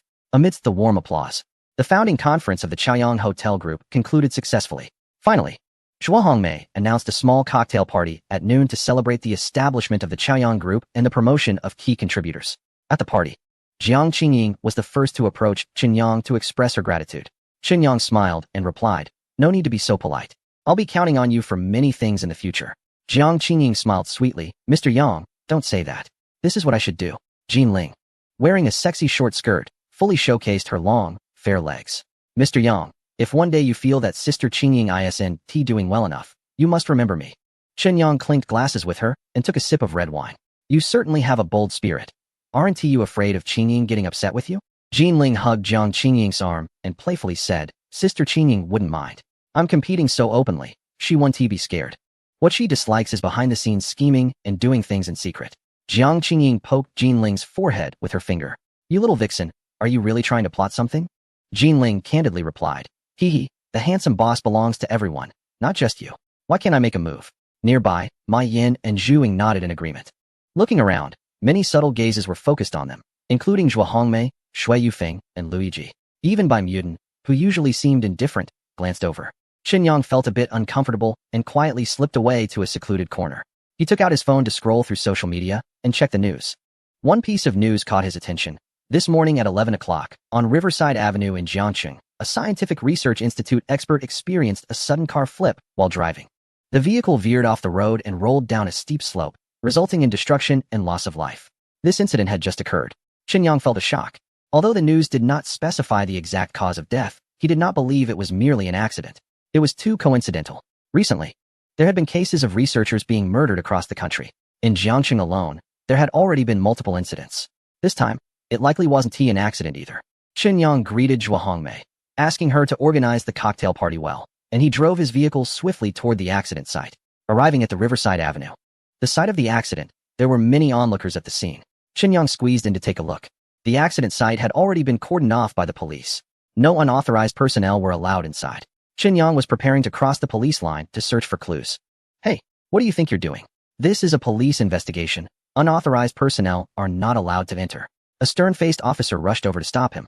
Qin Yang stepped back, not wanting to engage in a lengthy argument with the officer. Instead, he peered into the cordoned area. Sure enough, he spotted a familiar face. Captain Zhang. Qin Yang waved and called out loudly. Zhang Zhinshan turned around and immediately walked over. Qin Yang, what brings you here? Captain Zhang. I came as soon as I saw the news, Qin Yang replied, glancing anxiously inside. What's going on now? Have you found out the cause of the accident? Zhang Zhinshan shook his head. I just got here. There doesn't seem to be anything unusual. It might just be a traffic accident. Qin Yang fell silent for a few seconds, shaking his head in disagreement. I don't think it's that simple. Zhang Zhinshan looked puzzled. Do you have any findings? Qin Yang said, not yet, but I want to take a look at the scene. Is that okay? Zhang Zhinshan hesitated. After all, this was a crime scene. According to regulations, non-investigative personnel were not allowed inside to avoid compromising the scene. However, Qin Yang had always been a partner of the police and had made significant contributions to solving cases. Last time at the airport, if it weren't for Chun Yang's intervention, Zhang Zhinshan could have been killed by criminals. That was a life-saving favor. He had also heard that Qin Yang saved Captain Du Bingbing and captured the criminals without them escaping. He had made a big contribution there. Considering that Qin Yang was a very capable private detective, Zhang Zhinshan nodded. All right, you can come in with me. Maybe we can find some clues. Under Zhang Zhinshan's lead, Qin Yang entered the accident scene, and the stern-faced officer did not stop him again. It was at the bottom of a steep slope, on a sandy area, where a black Cadillac was completely wrecked, with various parts and debris scattered all around. Professional rescue personnel were working to extract the deceased from the vehicle. Qin Yang and Zhang Zhinshan circled the black Cadillac, but found no clues. Zhang Zhinshan couldn't help but shake his head.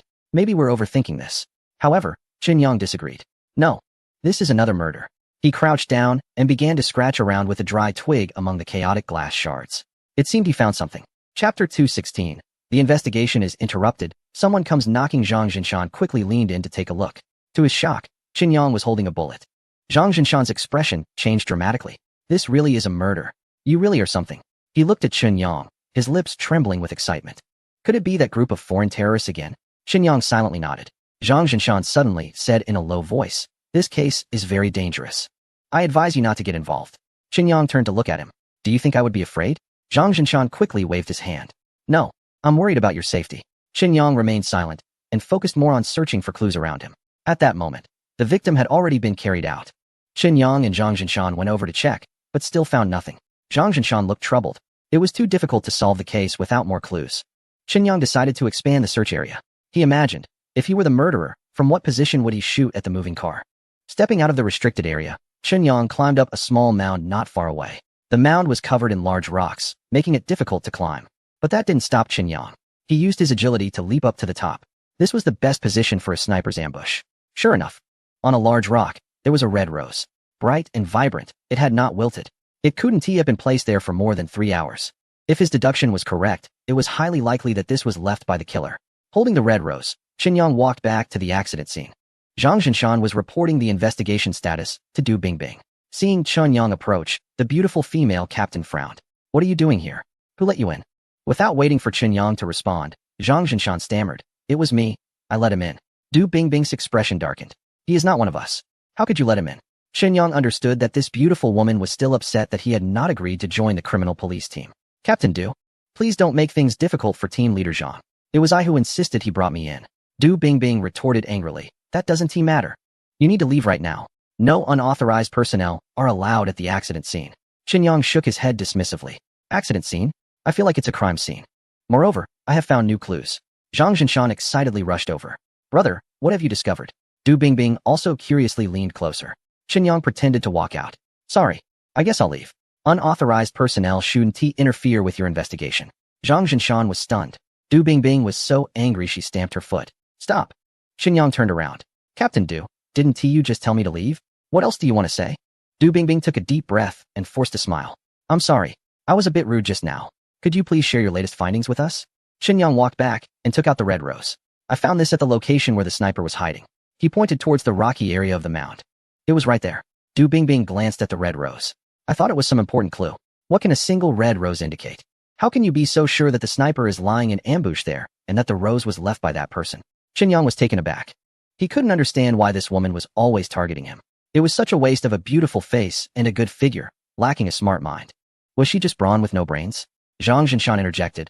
I seem to recall that similar red roses were found at other crime scenes as well. Du Bingbing shot a fierce glare at Zhang Zhinshan, but said nothing. Qinyang's mind started to race. From what you've said, this murder case is definitely not an isolated incident. This is a series of premeditated, organized, and planned special operations, involving foreign forces that are even leading a string of assassinations targeting scientists in our country. The motives are far from simple. Zhang Zhinshan nodded. This case is too significant.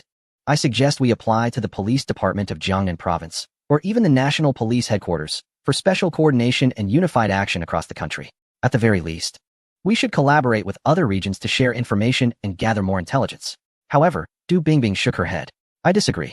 I think this case is not as mysterious as you all say. At least, there is currently no direct evidence proving that these individuals pose a threat to national security. We need to conduct a thorough investigation based on the facts. Therefore, my opinion is to solve the case independently, unravel the clues, and be the first to crack it. Our Jiangxing criminal police team should be the first to solve the case. Qinyang looked at Du Bingbing and secretly shook his head. This stubborn woman was too inflexible and blindly confident. If it weren't for him last time, she might not have made it. Zhang Zhinshan was worried but couldn't argue with Du Bingbing. After all, she was the team leader, and he was just a deputy. If we don't request support, I would like to ask Qinyang for help. Du Bingbing frowned but remained silent. Zhang Zhinshan's face lit up as he turned to Qinyang. Brother, are you willing to help? Qinyang thought for a moment. This matter involved foreign forces and was certainly not trivial. It was related to the responsibilities of their team. The Black Tiger had also entrusted him to pay more attention to the situation. Clearly, the Jiangxing criminal police team alone could not handle those people. All right, I agree to help. Zhang Zhinshan breathed a sigh of relief. Qinyang was skilled, quick-witted, and observant. With him on board, they had a much better chance. Du Bingbing snorted coldly. When she invited him, he hesitated, but when Zhang Zhinshan invited him, he immediately agreed. What did that mean? Discrimination? Brother, come here, and I'll introduce you to the case details. Zhang Zhinshan warmly beckoned Qinyang. Suddenly, a phone rang.